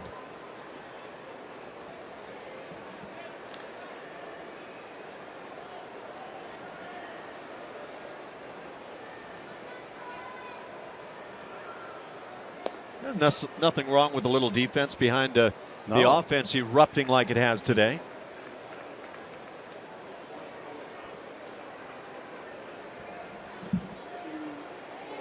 A little over 24,700 on hand here this afternoon.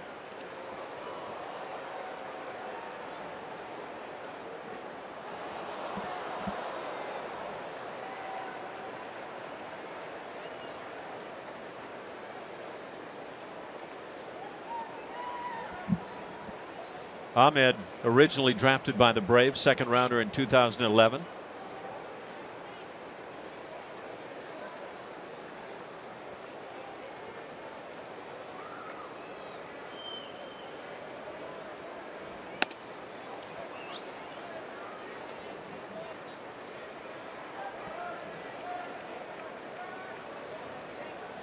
Just his third year in the big leagues.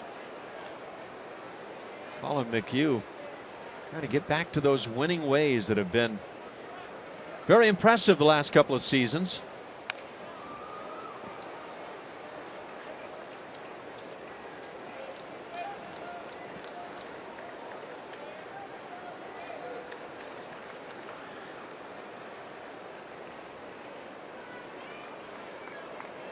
Of course, Colin McHugh, a 19-game winner last year.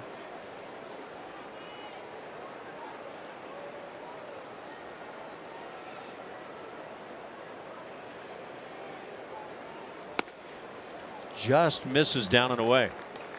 Let's take another peek at that Carlos Correa gem. Good first step. Explosive. Almost looked like it was by him.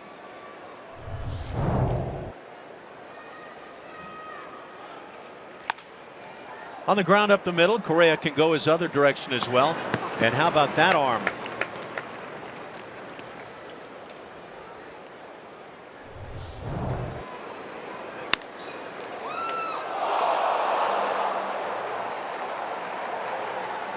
You got to love having those guys behind you. Did you guys see that? He was looking in the dugout for reaction too.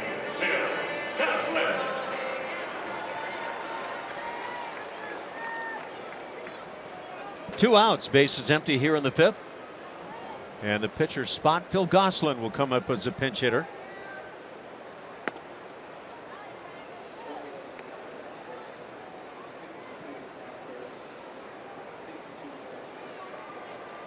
Hitting .258 on the year. He's played in 40 games.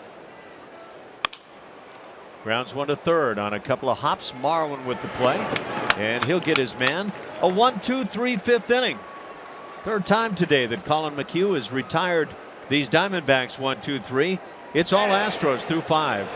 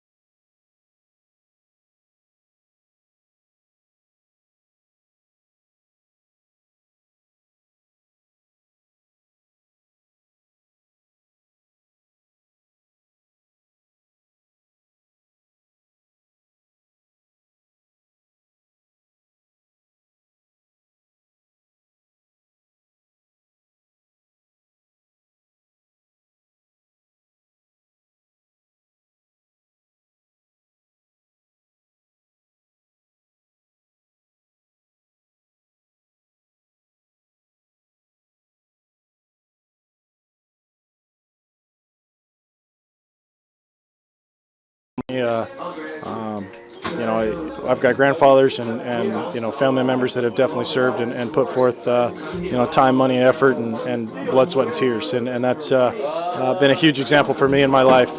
You know, I had the opportunity to go on a USO tour a couple years ago with General Dempsey and his crew, and you know, every day that I get to stand out there in front of the flag, you know, for a national anthem, you know, it's a whole different perspective. When, you know, for me, I've been over to Afghanistan and seen the guys over there, talk to them, and seen a flag fly over there. It definitely puts it in a whole different perspective, and you know, it's just a forever gratefulness. You know, something we could never repay, and you know, to remember everybody that has, you know, served, fallen, and you know, those who continue to fight for us is something truly special. Talk about perspectives. How about that peek at Doug Fister? It's good stuff. So are these numbers 8-1. Astros lead over the Diamondbacks. First of 2 here in Arizona for the Astros. Here in the 6th inning, Carlos Correa will lead it off, coming off that great play. That was something in the previous half inning. Carlos 2 for 2 on the day with a walk. So since pinch hitting in the 13th inning yesterday, 3 consecutive hits, a walk mixed in.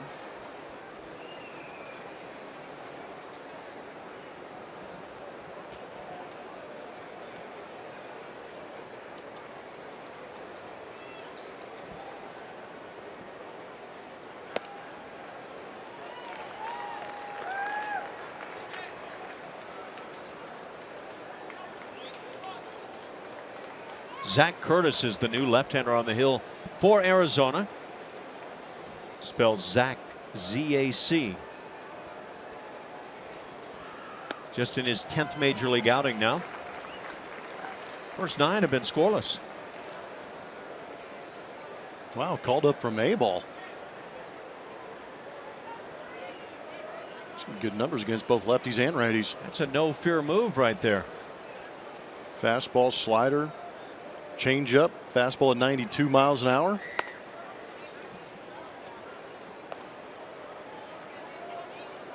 Pitcher number 3 on the afternoon for the Diamondbacks. Randy Johnson on hand. What a year he put up. 1998, second half for the Astros. Of course, that was just a part of an amazing career that has left him in the Hall of Fame.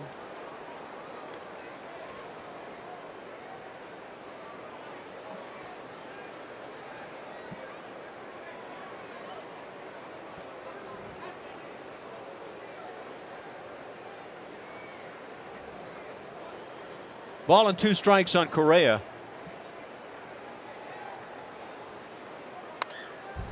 Stays alive.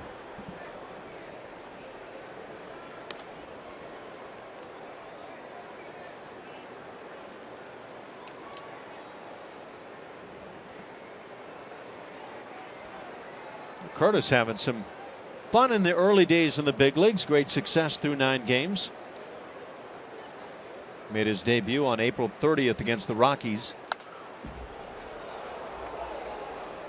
Carlos Correa looks like he's ready to handle anything that comes his way. Much more aggressive on strikes.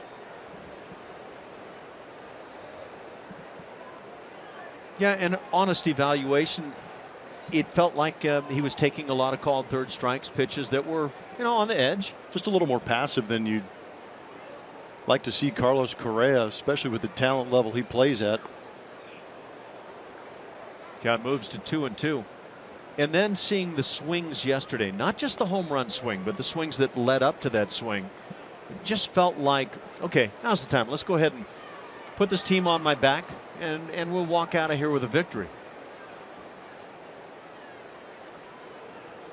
Don't know what it felt like to Carlos himself, but he has that kind of ability. Tough slider up and in, able to foul it off. It was one of those that you talk about being between the hands.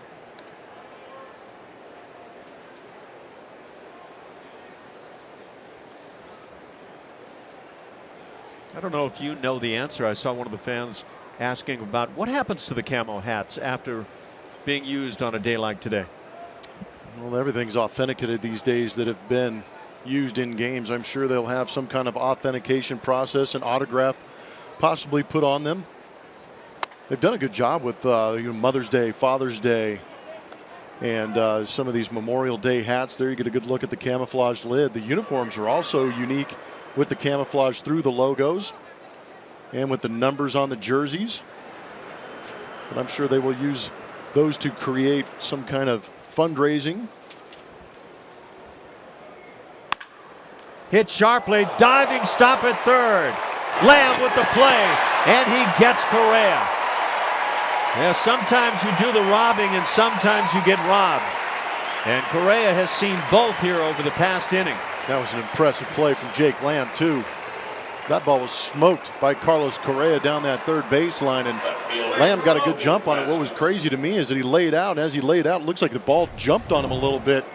He did a good job of raising that glove to snag it. Wow. And you got to get up and make a strong throw because we know how well Correa runs, too. Yeah, look at the glove and the reaction. You're dead on that one. Man. Great play. You get spun around a little bit there, too, as you come up to throw. That's going to be tough when you try to get the eyes fixed on your target.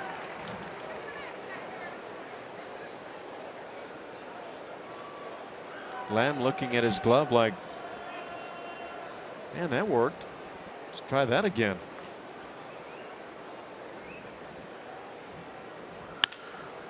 Rasmus pops one into left field. Yasmani Tomas with the catch. 2 outs in the inning. This moment in history is presented by MD Anderson. June 6th, 1944. Planning began in 1943 for D-Day, and 156,000 American, British, and Canadian forces landed. Took place on 5 beaches. I actually couldn't have told you that. Aircraft and ships involved, and just cannot even imagine the scope of that day. No, there's no way you could wrap your brain around what was going on.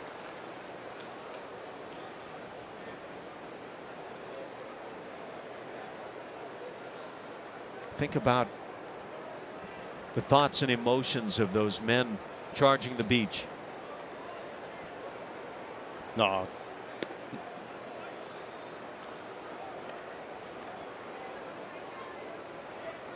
Tyler White, a couple of hits today after striking out back in the first inning.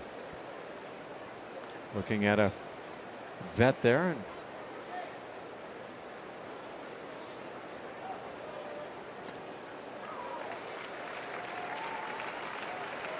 sometimes I think it's hard to figure out the right way to say thanks. Yeah, it truly is when you're putting your life in harm's way and sacrificing everything you are for a freedom. Yeah, there's really no way. Don't you find yourself seeing somebody that you know is in the military and thinking you want to say something meaningful to them, and the right words don't feel like they're there? Thank you doesn't seem like enough. Doesn't. White fouls one down the right side.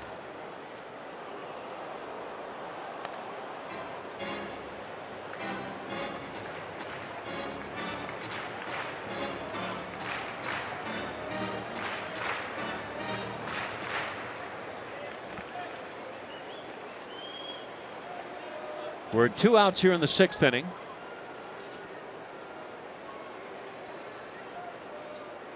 Yeah, and of course there's lots of responses.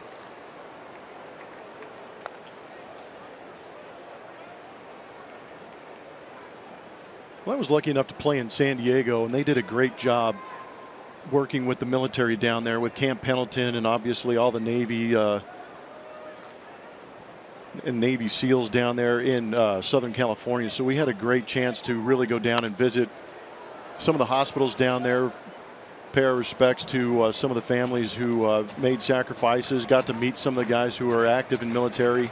And I just think that was a true benefit for us, but it was amazing to see how beneficial it was to them to just have us hang around them and be a part of their lives for a brief moment.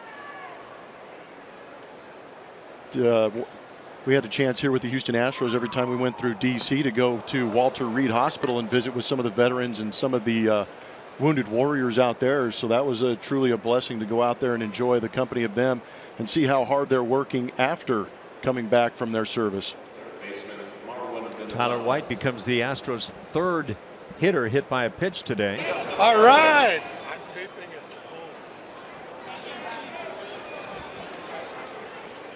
An Astros fan and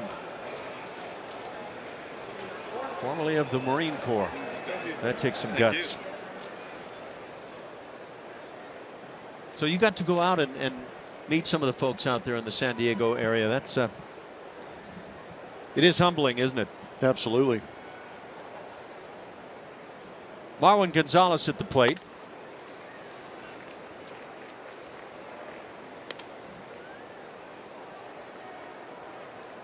The Astros have let it fly today. They fell behind 1-0 in the first inning on a Paul Goldschmidt home run, but from there on, all Astros, 4 in the second, 2 in the third, 2 more in the fourth.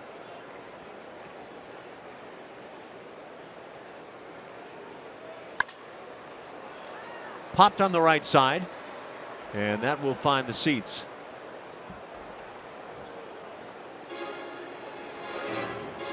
Ball and a strike. Glummer mentioned Paul Goldschmidt from the Woodlands area. And he has turned into one of Major League Baseball's finest. Big fella, you get the two of you guys together, and that's a pretty good offensive line you've started to put together. He's a great guy, too. He does a lot in the community here around Phoenix. Humble kid, considering everything he's done. Still early in his career, too.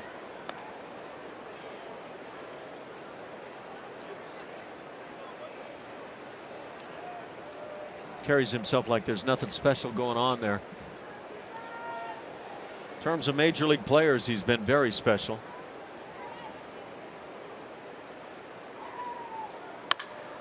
Marwin with a big swing. Pops one on the left side. Foul territory. And making the play is Ahmed, the shortstop. That'll do it for the Astros in the 6th inning as they leave a man. Through 5.5, Astros lead it big. This is conservative drills.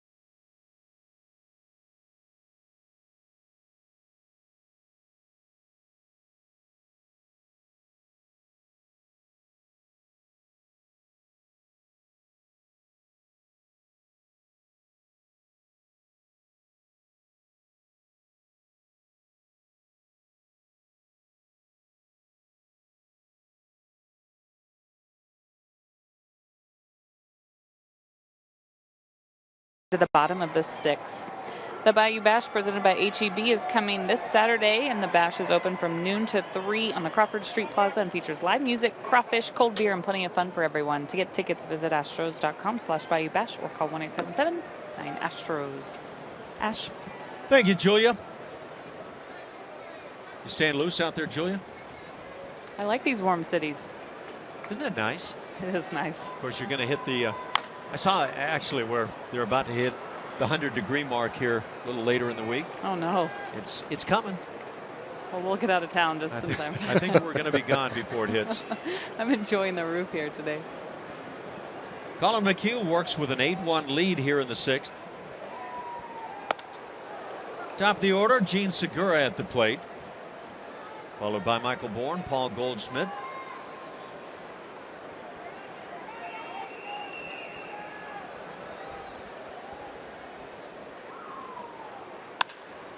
Segura in the air to right field. Springer back, but with plenty of room, makes the catch. Out number 1.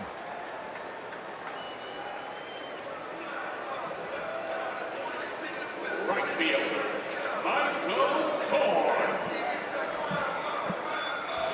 Brings up Michael Bourn.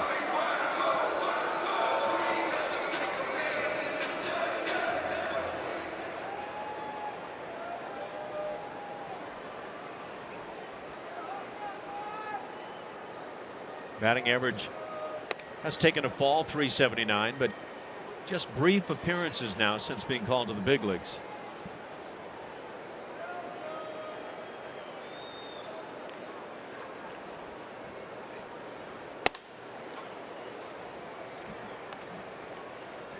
Two and 0 the count. Michael Bourn batting with 1 out here in the 6th inning. Just 2 Arizona hits against Colin McHugh. Ball might have had home run distance. Foul down the right side. Michael Bourn getting quick on that inside corner.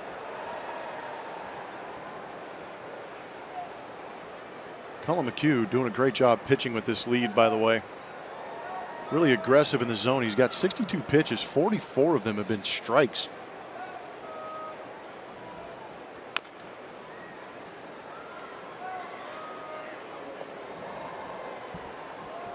In the last couple of outings for Colin McHugh, you seeing anything that kind of spells return of last year? Yeah, a little bit, and I think it's kind of interesting to see with what Dallas Keuchel did yesterday, or a couple days ago, I'm sorry, in Anaheim.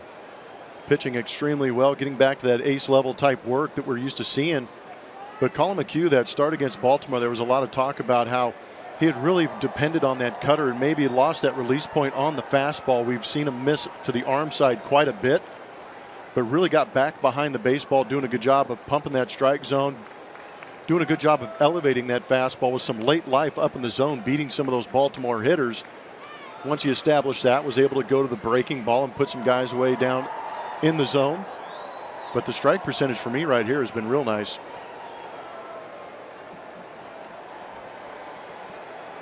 Pitch number 65, a good changeup for a strikeout. How about that on a 3-2? 2 down. It brings up Paul Goldschmidt, who homered back in the 1st inning and then struck out in the 4th. 5 strikeouts for Colin. It won't be that same outing that he put up against Baltimore, but in some ways really good to see that, staying away from the walks.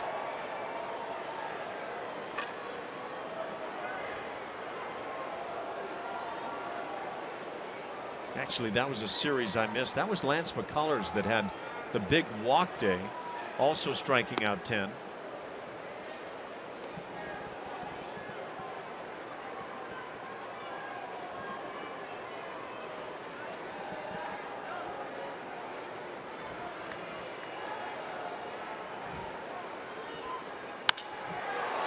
Drive to center field. Marisnick has a beat on it. And makes the catch. Another 1-2-3 inning. So Colin McHugh gliding through, leads it 8-1 over the Diamondbacks. On this Memorial Day, USAA honors our fallen soldiers.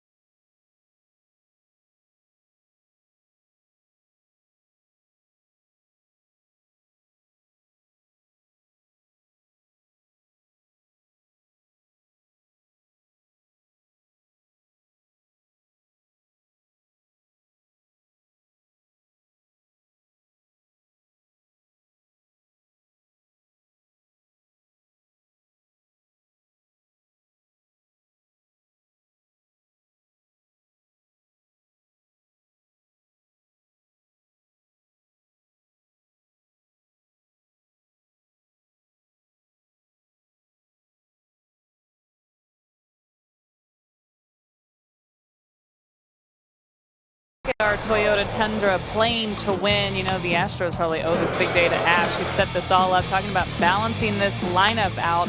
Top of the order has been consistent, but how about the bottom of the lineup today? We've seen it here recently, but Jake Marisnick, you saw Jason Castro get in on the fun there, driving him in. That sets the table for guys like George Springer and Jose Altuve, who have been getting it done all season long. And with Marisnick getting hot, who's coming up now, you got to wonder where his playing time will come here soon, with Carlos Gomez returning to the team tomorrow, returning from the disabled list. Not sure who the corresponding move will be just yet, guys, and AJ's not ready to talk about playing time for Jake. He wants to speak with Gomez first on that, but it will be interesting to see where these outfielders go from here. Well, that's absolutely true. Thanks, Julia. And a lot of us are thinking about it, so going to be intriguing to see what does happen. Jake Marisnick, first pitch swinging, flies out. Catcher, Jason Castro. Now, in terms of Jake Marisnick, it's kind of out of his hands. He's starting to play better. He's swinging the bat much better, and that's all he can do. Silvino Bracco now comes on to work, pitcher number 4 for the D-backs. Yeah, all you try and do as a player is just make that decision tough for the manager.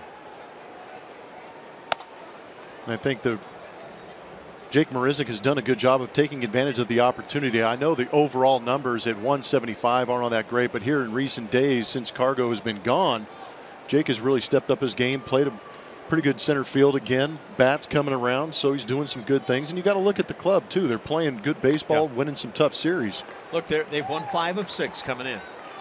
Chance now today to make it 6 out of 7. And that's a big thing. You've had a month of May that's moving to the positive side.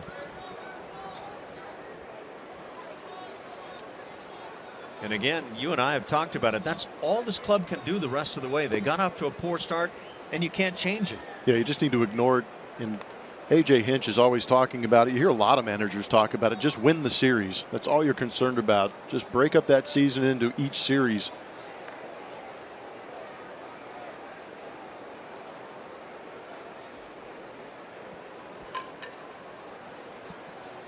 Jason Castro got off to that very poor start, and he is in the process of turning it around. 2-2 the count. Jason's 2 for 2. He's also walked, single and double, 3 RBIs, scored a run.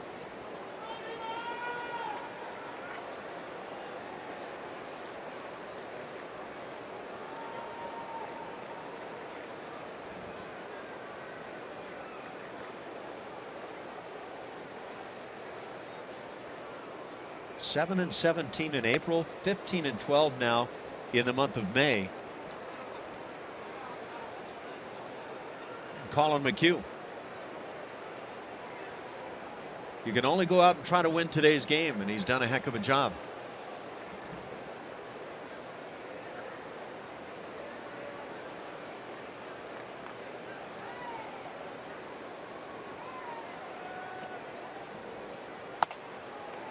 Castro draws a second walk. Comes with 1 out, brings up Colin McHugh, and again enables him to lay down a bunt. Follow Astros baseball live and stay up to the moment with Game Day, live highlights, StatCast, and more with the MLB.com @Bat app. Download the app for your phone or tablet now.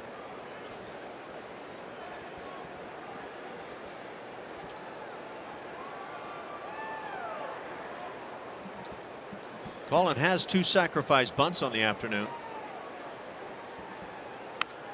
Pops it up. Easy for Bracco. And a second out of the inning. That'll bring up George Springer.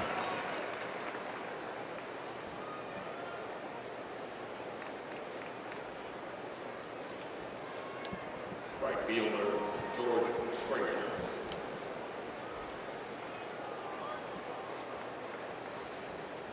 Springer has been hit by a pitch, singled twice, one driving in a run. He scored a pair and popped to first. So George has had a nice day. Altuve and Correa in those top 3 spots, along with Springer, combining to have, the kind of day that you're not going to have all the time, but when you do, you want to make sure you win ball games. And then you've got Marisnick and Castro at the bottom doing their thing. Tyler White has a couple of knocks. No, it's a good-looking scorecard. Kind of backed off here in the 5th and 6th innings, but you'd like to see them kind of pick it up a little bit again. Can always get some more. Every AB is an opportunity to get those numbers where you want them, get that momentum going where you want it.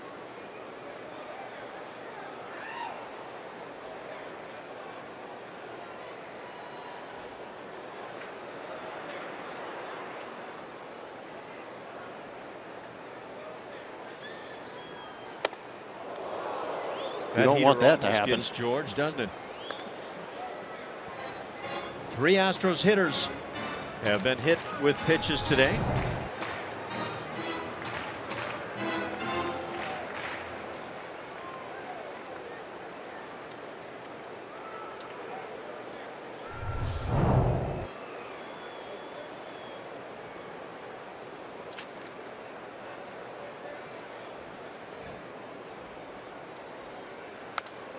Big swing by George. He's done a good job recognizing off speed here when he's been swinging the bat well. Yeah, there are some hitters who, when they hit their home runs, it will be almost 100% of the time on the fastball. But George stays back well on the breaking ball. How about that? Average with the off speed. Wow. Man. Thanks for backing me up. It's kind of nice there. Of course, you watch him take batting practice, and that's kind of off speed, though it's not a breaking ball. 3rd hit of the day for George Springer. Castro stops at 2nd. And boy, that'll do a world of good for a guy. Well, I think what's great about it is that he is recognizing off speed, and you talked about, and we have the evidence showing that he is hitting the ball well. But I think it's great right there that he took such a healthy hack on a breaking ball before that, then gets the heater down in the zone and is still able to get that foot down and barrel it up back up the middle. That's a good piece of hitting. Boy, his eyes just stayed right through there.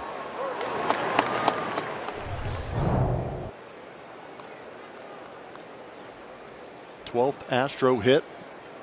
12-2 in that hits column. Nice numbers. Jose Altuve looking for a 3rd knock. 2 for 4. One of the outs, a line drive to left. Don't know if you recall the number, but you threw a number out yesterday. The number of 3-hit games in the major leagues for Jose Altuve.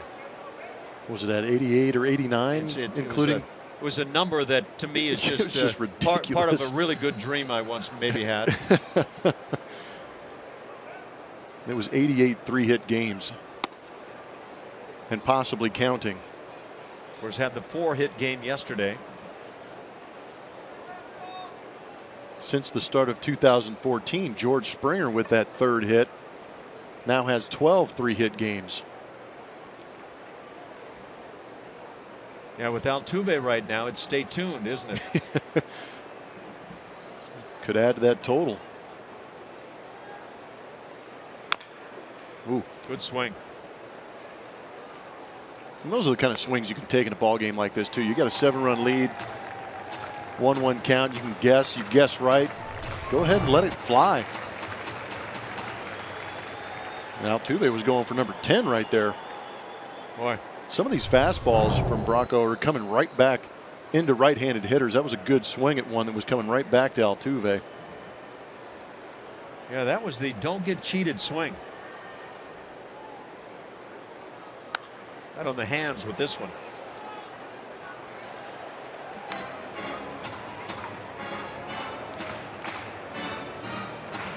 It's not like the Astros are hitting home run after home run today. They're just putting together good at bats and coming up with hits. Some fortunate hits early in the ball game, and maybe those have helped to get this thing accelerated.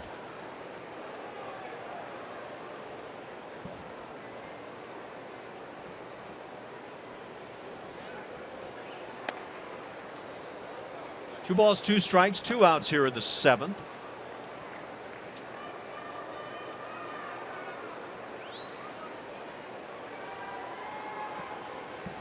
One out walk to Castro. He's at 2nd. Springer with that solid base hit at first base. And a nice Memorial Day crowd on hand here in Arizona. Another day game coming up tomorrow.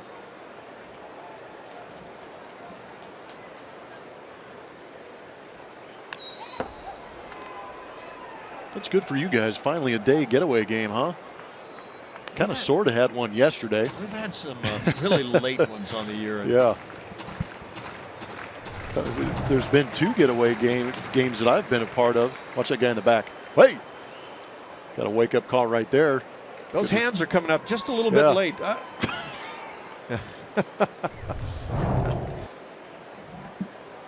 Red alert back there. But I remember there's been 2 getaway games I've been a part of that have gone extra innings, and not barely, by a lot. They're going to get Altuve for a 3rd time on fly balls to left field. That'll do it for the Astros in the 7th inning. They leave a pair, lead it 8-1. We will stay right here at the yard for God Bless America. Ladies and gentlemen, we now ask that you please rise and sing along as we pay tribute to our great nation with the singing of God Bless America.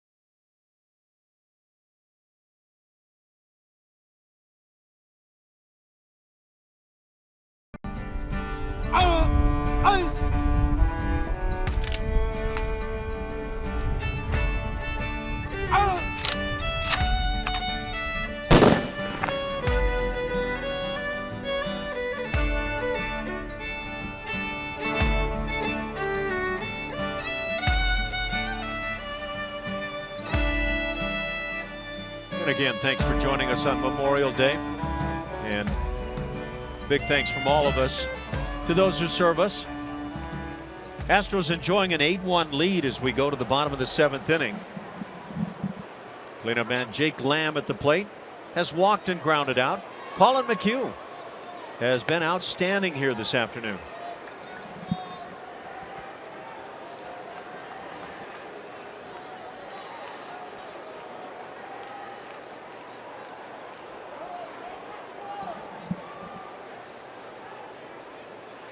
Three infielders on the right side for Lamb, who takes a strike. Colin's been effective with all of his pitches this afternoon. Striking out 5. There's that changeup, well thrown.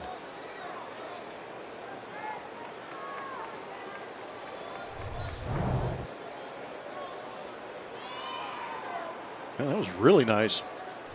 Good depth on that pitch.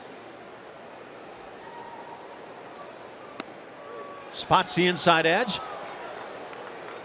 Catches Lamb looking, first out of the inning. 6 punch-outs now for Collin McHugh.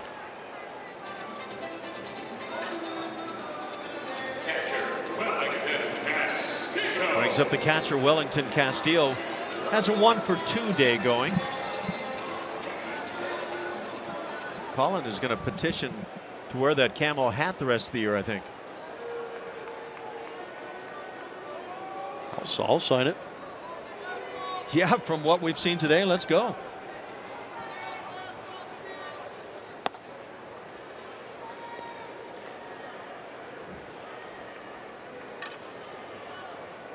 Ball's behind 1-0.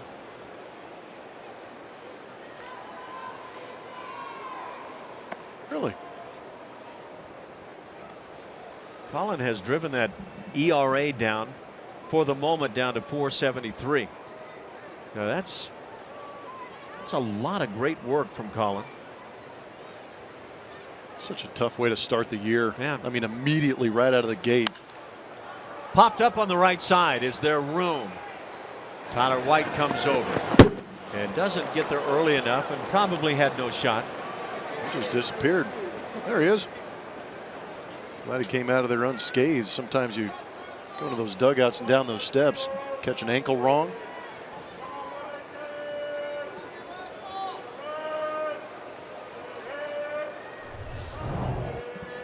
Didn't look like Luis Valbuena was overly concerned about things. How about Luis Valbuena holding his ground? Number one, almost getting hit in the top of the head with a fly ball and then just letting his first baseman go by. Then looks up at Tyler like, what are you doing here? Interrupting my afternoon. Wow. Ground ball left side. Barwin nice and easy to his left. That throw off line, but Tyler reacts and gets the out. Second out here in the 7th inning.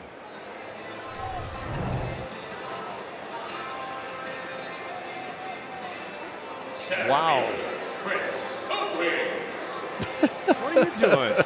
Where'd you come from? Well, generally you get a little more help than that in the dugout. There's Oso Blanco out there to help. Had Tyler gotten there earlier and been able to kind of lean in, he might have been able to make that play. Yeah, that's the hardest thing. You play these corner positions at these ballparks. You got to recognize where the ball's at, immediately get to the railing if it goes that far, and try and find a way to lean out over there and make that play. Tyler's got much more comfortable on the ground balls, all the plays in the infield. The pop fly, I think, might be a little behind in that regard at this point.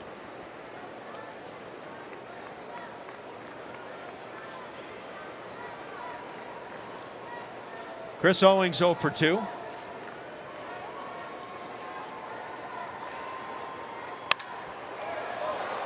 It's a drive out to left center field. Colby Rasmus and Jake Marisnick. It's Marisnick with the play.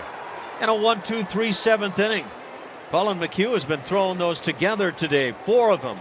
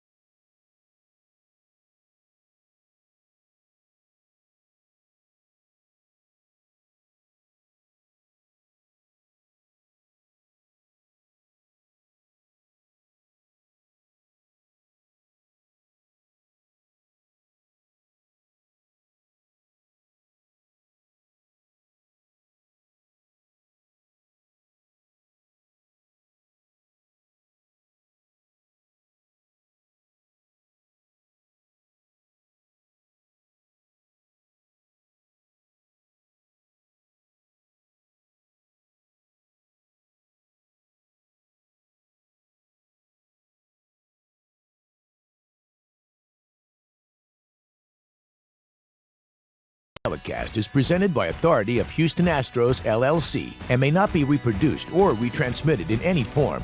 And the accounts and descriptions of this game may not be disseminated without the express written consent of Houston Astros, LLC. 8-1, Astros leading this one. We go to the 8th at Chase Field. The Coca-Cola Value Nights package is one of the best ballpark bargains. This special offer is available for select Monday through Thursday games and scores a ticket, hot dog, soda, and popcorn for just $18. For more info, visit astros.com/Coke Value or call 1-877-9-ASTROS. Ash. Thank you, Julia. I hope you are just enjoying the heck out of it down there. It's been fun watching the offense erupt today, not to mention watching Colin McHugh pitch so well. Part of that offense today. Carlos Correa, a walk and 2 singles, 2 RBIs, and then was flat robbed in the 6th inning by the third baseman Lamb, who is no longer part of the defense for the Diamondbacks. They've made a few changes. Chris Herman is now the third baseman. They've also brought Brandon Drury into right field, moving Michael Bourne into center. And Josh Colmenter is the new right-hander on the hill, pitcher number 5.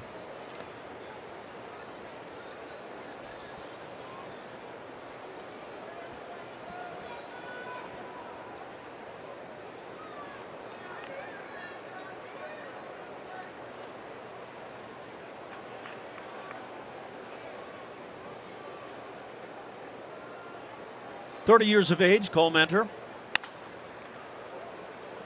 Carlos is swinging that bat well.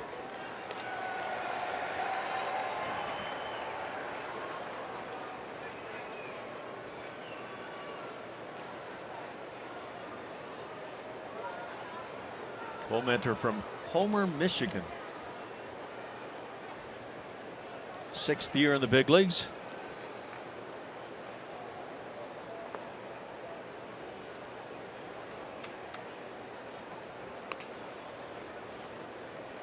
Like that patch on the left shoulder?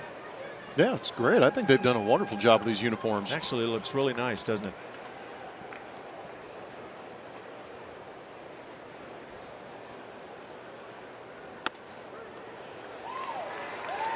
Correa caught looking.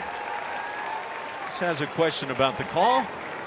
We check in with Julia Morales. Thank you very much. We have a winner in our Chevy Stroh poll.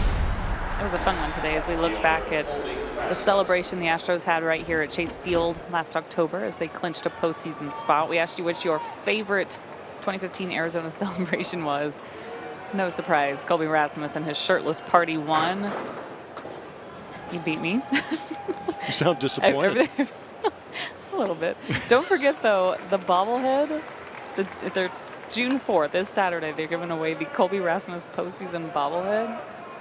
Can you imagine what the line's going to be like to pick that one up? That's a good one. They did a good job with the commercial on that, too. I know. But he has a shirt on, bobblehead version. Family friendly. There you go. Julia, we want you to know we voted for you here in the booth. No, you didn't. We did, too. I didn't. See? You're going to have to verify if you're going to deny our claims, okay? Colby Rasmus has a ball and 2 strikes on him. Colby, go get him. Yeah, which one of these is not like the other?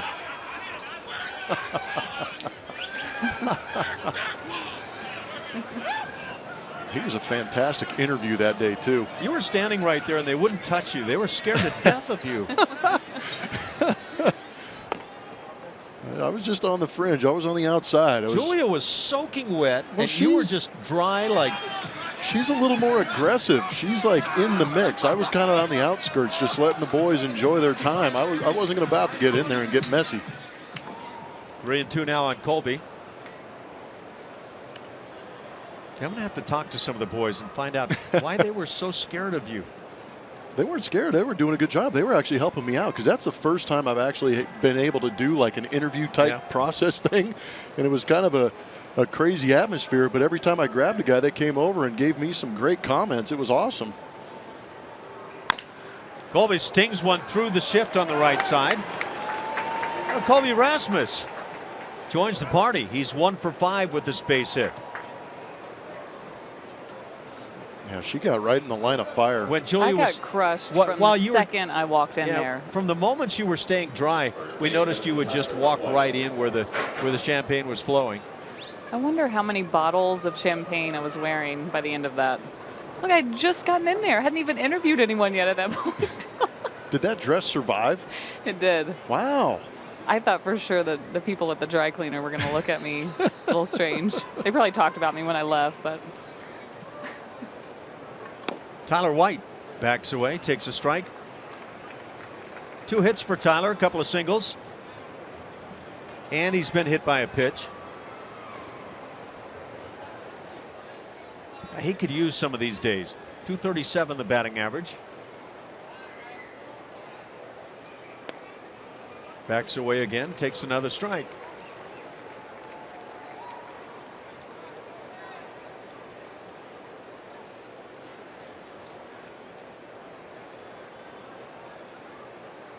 The Astros with 13 hits now as we're in the 8th inning. Chopper to second. 4, 6, and 3 for the double play. Started by Segura, and that'll do it for the Astros in the 8th inning. Still on top, 8-1.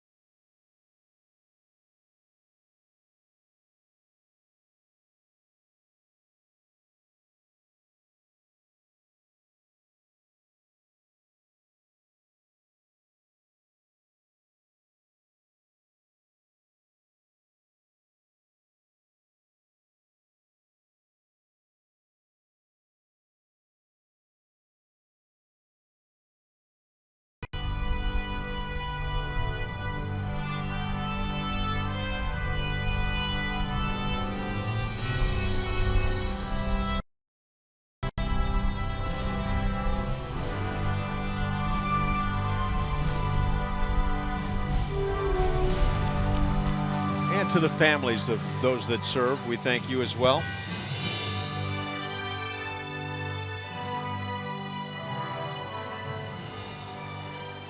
Colin McHugh still working here in the 8th inning, leading 8-1. And as good as the offense has been, Colin might be better here this afternoon. Yeah, real quietly, he's getting overshadowed by those 8 runs that the Astros have put up, 13 hits, but see that pitch count here in the bottom of the 8th inning at 80 pitches, doing a great job pushing for that complete game, which I know a lot of guys in that bullpen would truly appreciate. A bullpen that has been worked. Over the top great. Great and worked. Yesterday was a good example. Those guys need that day off. You know what Colin has never done in the major leagues? Thrown a complete game. That's it. I'd like to see it. Be a good day for it. Make that hat a little more meaningful.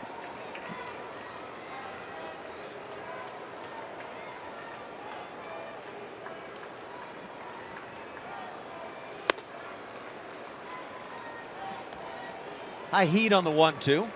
Evens the count to 2-2.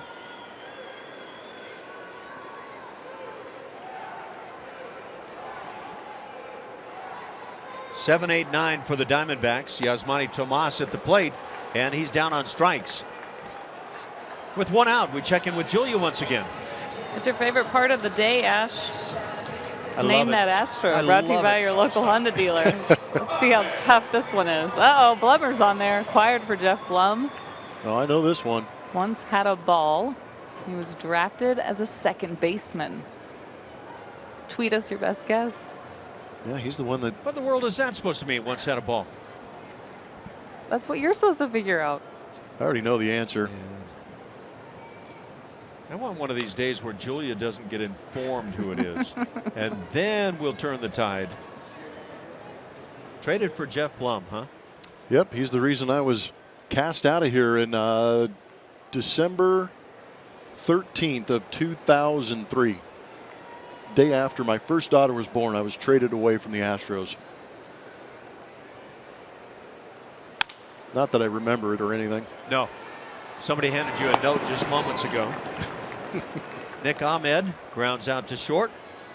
And by the way, Carlos Correa has just kind of quietly moved into playing a very good shortstop over the last 3 weeks to a month. Been stepping up a little bit.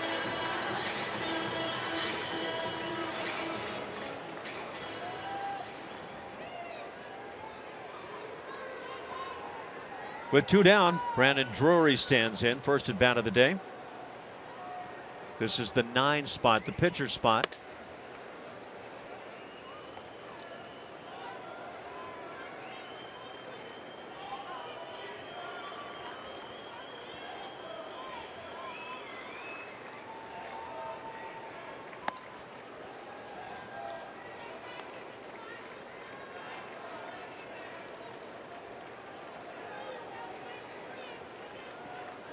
Diamondbacks have not been able to score since the first inning when Paul Goldschmidt launched one to the pool in right center. But now Brandon Drury, his first at bat, stings one to center.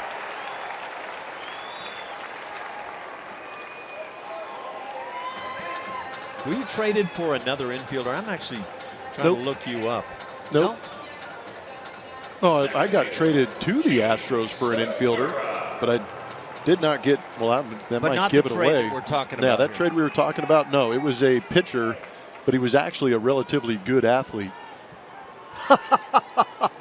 That's a position it player's pains me to comment say right that, there, yeah. by the way. Yeah, that one wasn't going to slip by me. I'm sorry. You've been around me long enough to see Well, right through that. Here's the deal with major league players. There are pitchers and then there are athletes, right? Yes. Yes. I'm going to get a lot of texts from old teammates and friends. And I'm not talking about Woody Williams. He'll appreciate that. Yeah, sure he will. Fair ball inside the bag at third and down the left field line. Gene Segura is going to drive in run number 2 with a triple here in the 8th inning. Back-to-back hits with 2 outs. And the Diamondbacks get to Colin McHugh.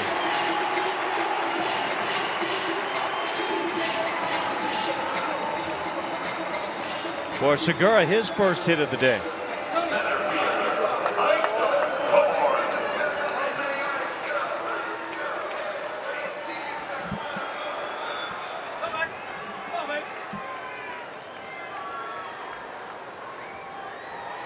Yeah, that pretty good athlete thing, I think tips me off to who it is. Guy who could swing the bat, right? Yeah. Swing the bat, field his position. He was a real competitor on the mound. I think he had been a minor league outfielder or something other than pitcher, had he not? I think it was a second baseman. Second baseman? I think so.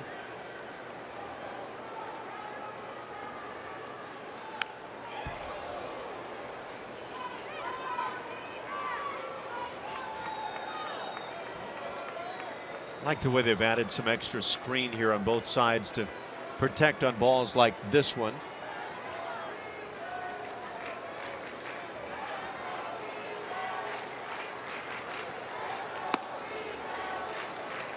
Ball and 2 strikes. Michael Bourne at the plate is 0 for 3. A couple of strikeouts today.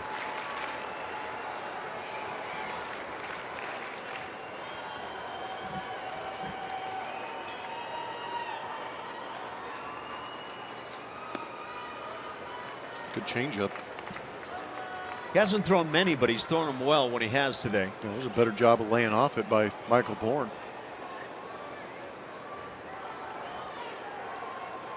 Looks like a lot of the fans are jumping in on what I think is the name that is involved as our Julia player of the day. Is that what it is? Our Julia picks the name that Astro for the day. Yeah. I like that. Julia player of the day. I think she's we could make that run, couldn't we? She's upset that she didn't win the Stroh poll. I'm pouting. Ground ball to Altuve. He'll make the play. The Diamondbacks had a run in the 8th inning, but through 8, it's Astros on top 8-2.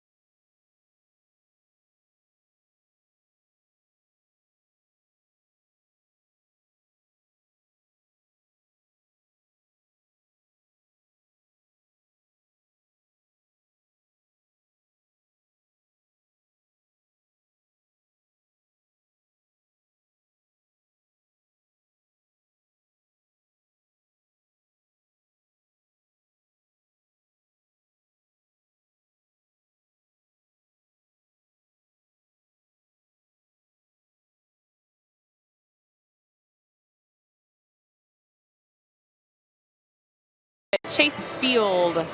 We've given you some time to think about Name That Astro. It's brought to you by your local Honda dealer. Blummer was all over it. What? He was acquired for Blummer. Once had a ball. Drafted as a second baseman. Oh, He's drafted the as a second baseman. hometown boy. Galveston Ball High School. There's Brandon Backey. Thanks, Julia. Good job, Ash. Our Julia Astro of the day, Brandon Backey. Good guy, too. Julia's Astro of the day. Marwin Gonzalez leads it off in the 9th inning. 8-2 Houston. It's 6-7-8 coming up for the Stros. Which one will be Julia's Stro of the day coming up in the near future? Gonzalez, Marisnik, and Castro.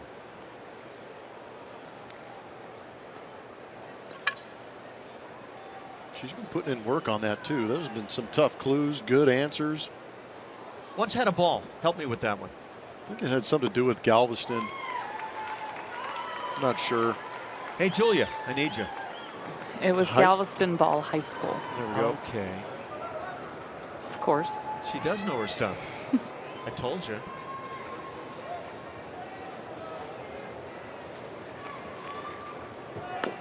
There's nobody doing the research for her either. That's all on her own. It's hers, huh? Yeah, she owns it. Not only is she getting post-game interviews, I mean, it's research galore. You know, in those spiked shoes that she wears, that's great research. Ground ball right side. Knocked down by Segura, and he won't have the play. And so Marwin's safe. We'll see how this is ruled. Diamondbacks have already been charged with a couple of errors on the afternoon. And now a third. Kind of squibbed off the end of the bat. We've got a catcher playing first base now in Herman. Oh, that is Herman now at second. At first base, no. Okay. But you could see in the replay that Herman kind of broke to his right coming back. Even if Segura was able to secure the ball, I'm not sure if he had had a couple of options to throw to at first base because both Cole Mentor and Herman sprinted back to the base.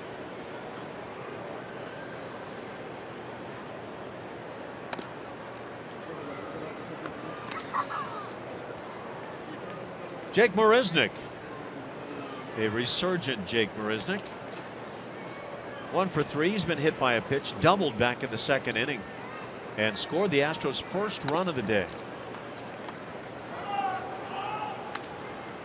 The inside corner's been a little tough to find today. Marwin Gonzalez has now gone 59 plate appearances without a walk.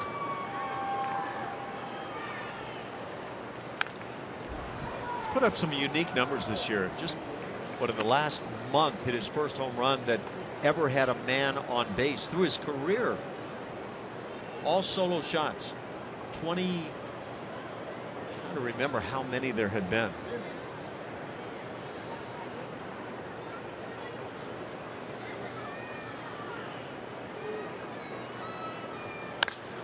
On the hands, hit to center field. Bourne back to make the play.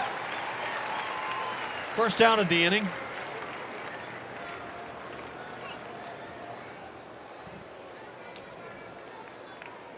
Catcher Jason Castro.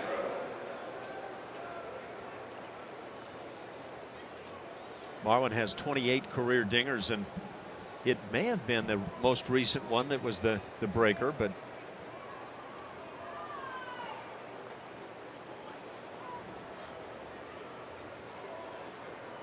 Jason Castro has had a perfect day. A single, a double, couple of walks, 3 RBIs, and scored a run.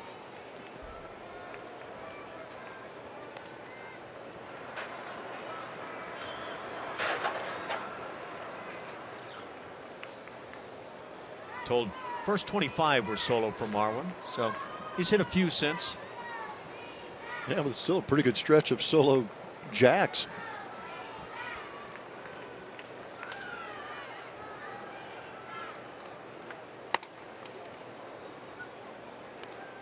Apparently he only homered when the pitcher was in the windup, huh?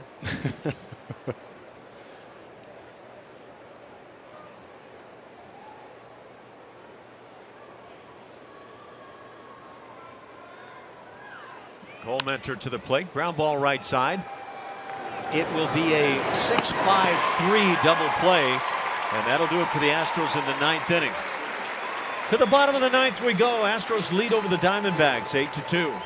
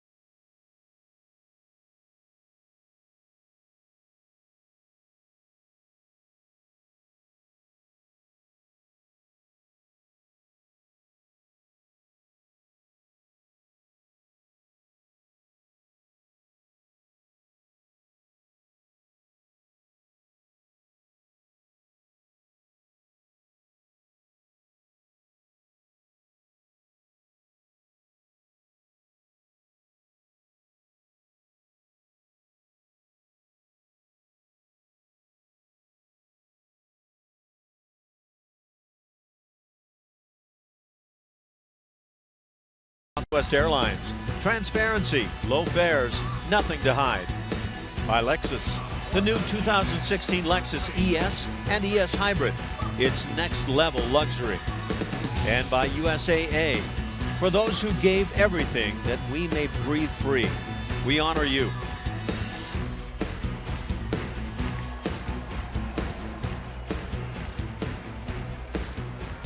There's some blue sky. You ever tried to climb one of those? No, and I don't recommend it.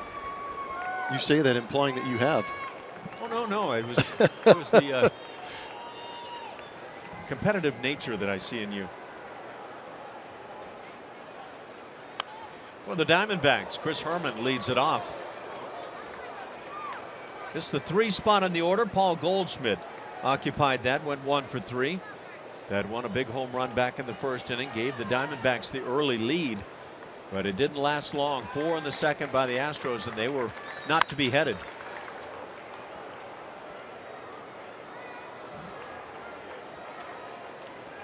Closest Colin McHugh has ever come to a complete game was the 27th of April 2014 against the Oakland A's. 8 2/3 innings. Pitch count got him.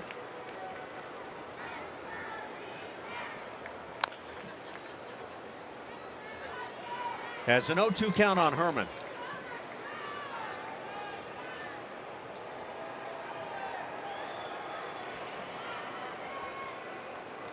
That was just the second start for Colin as an Astro. That first one, Man, that memorable first one, in Seattle. Yeah, 12 punch outs in that Wow.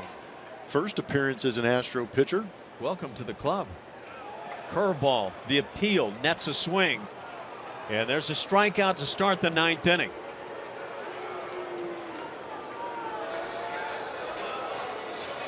So 1 out.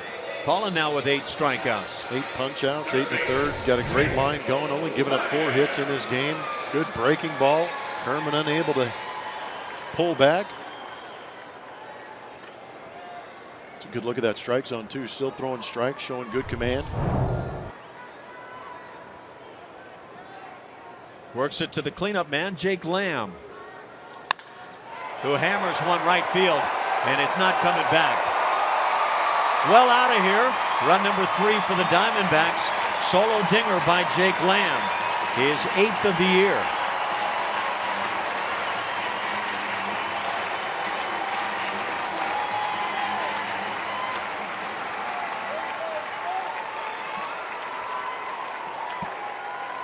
Just the 5th hit of the afternoon against McHugh. Wellington Castillo.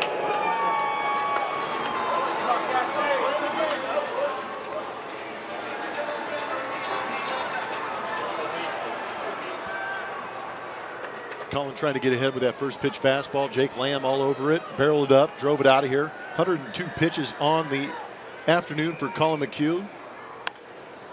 Now 103. Most pitches he's ever thrown in a big league ball game is 121. And I mean, these have not been high stress innings for Colin McHugh either. 114 thrown by Colin in that 8 2/3 effort against the A's. Spots that little cutter very nicely here this afternoon. Haven't seen a moment throughout the day where that fastball has gotten away from him on the arm side, which is an affliction that happens quite a bit for Colin. Tough play at third. Marwin makes it look easy and then just guns for the out. That's 2 down here in the 9th inning.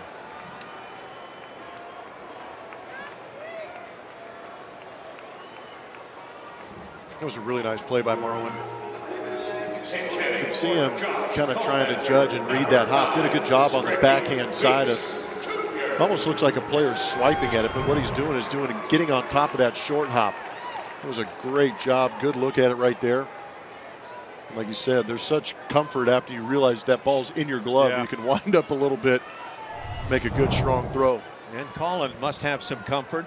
2 outs, a run in here in the 9th inning. Ricky Weeks will stand in, his first plate appearance on the day.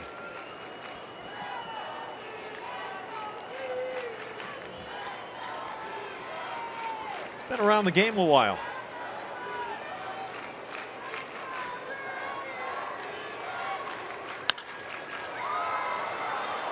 Pops it up, shallow center. Altuve calling. Marisnick comes on, but Altuve makes the play. And that is going to do it. Jake Marisnick and Jose Altuve will have a little fun over it. Colin McHugh has his first major league complete game. Winds up yielding the home run in the 9th inning. But quite a day for Colin McHugh as the Astros are able to slip by 8-3 over the Diamondbacks. Our delivery of the game is delivered to you by Jimmy Johns, and it is Colin McHugh with his first complete game of his career. Did a great job. Going 9 strong, 8 punch outs, scattering 5 hits, only giving up 3 runs. And again, with that offense doing what it did behind him, allowed Colin McHugh to go out there and be aggressive in that strike zone. Good fastball command, cutter command, curveball command. Just a beautiful afternoon here on Memorial Day. And the taller of the two doesn't make the catch. I got it. I got it. No, I got it. I told you I got it. There it is. Show it to you. And Correa and the rest of the club with a smile. Very nice, as the Astros have won 3 in a row now for a second time and make it a nice little streak for the club, 6 out of 7, as they keep moving forward. Winners of game 1 of the 2 here in Arizona, 8-3 the final today.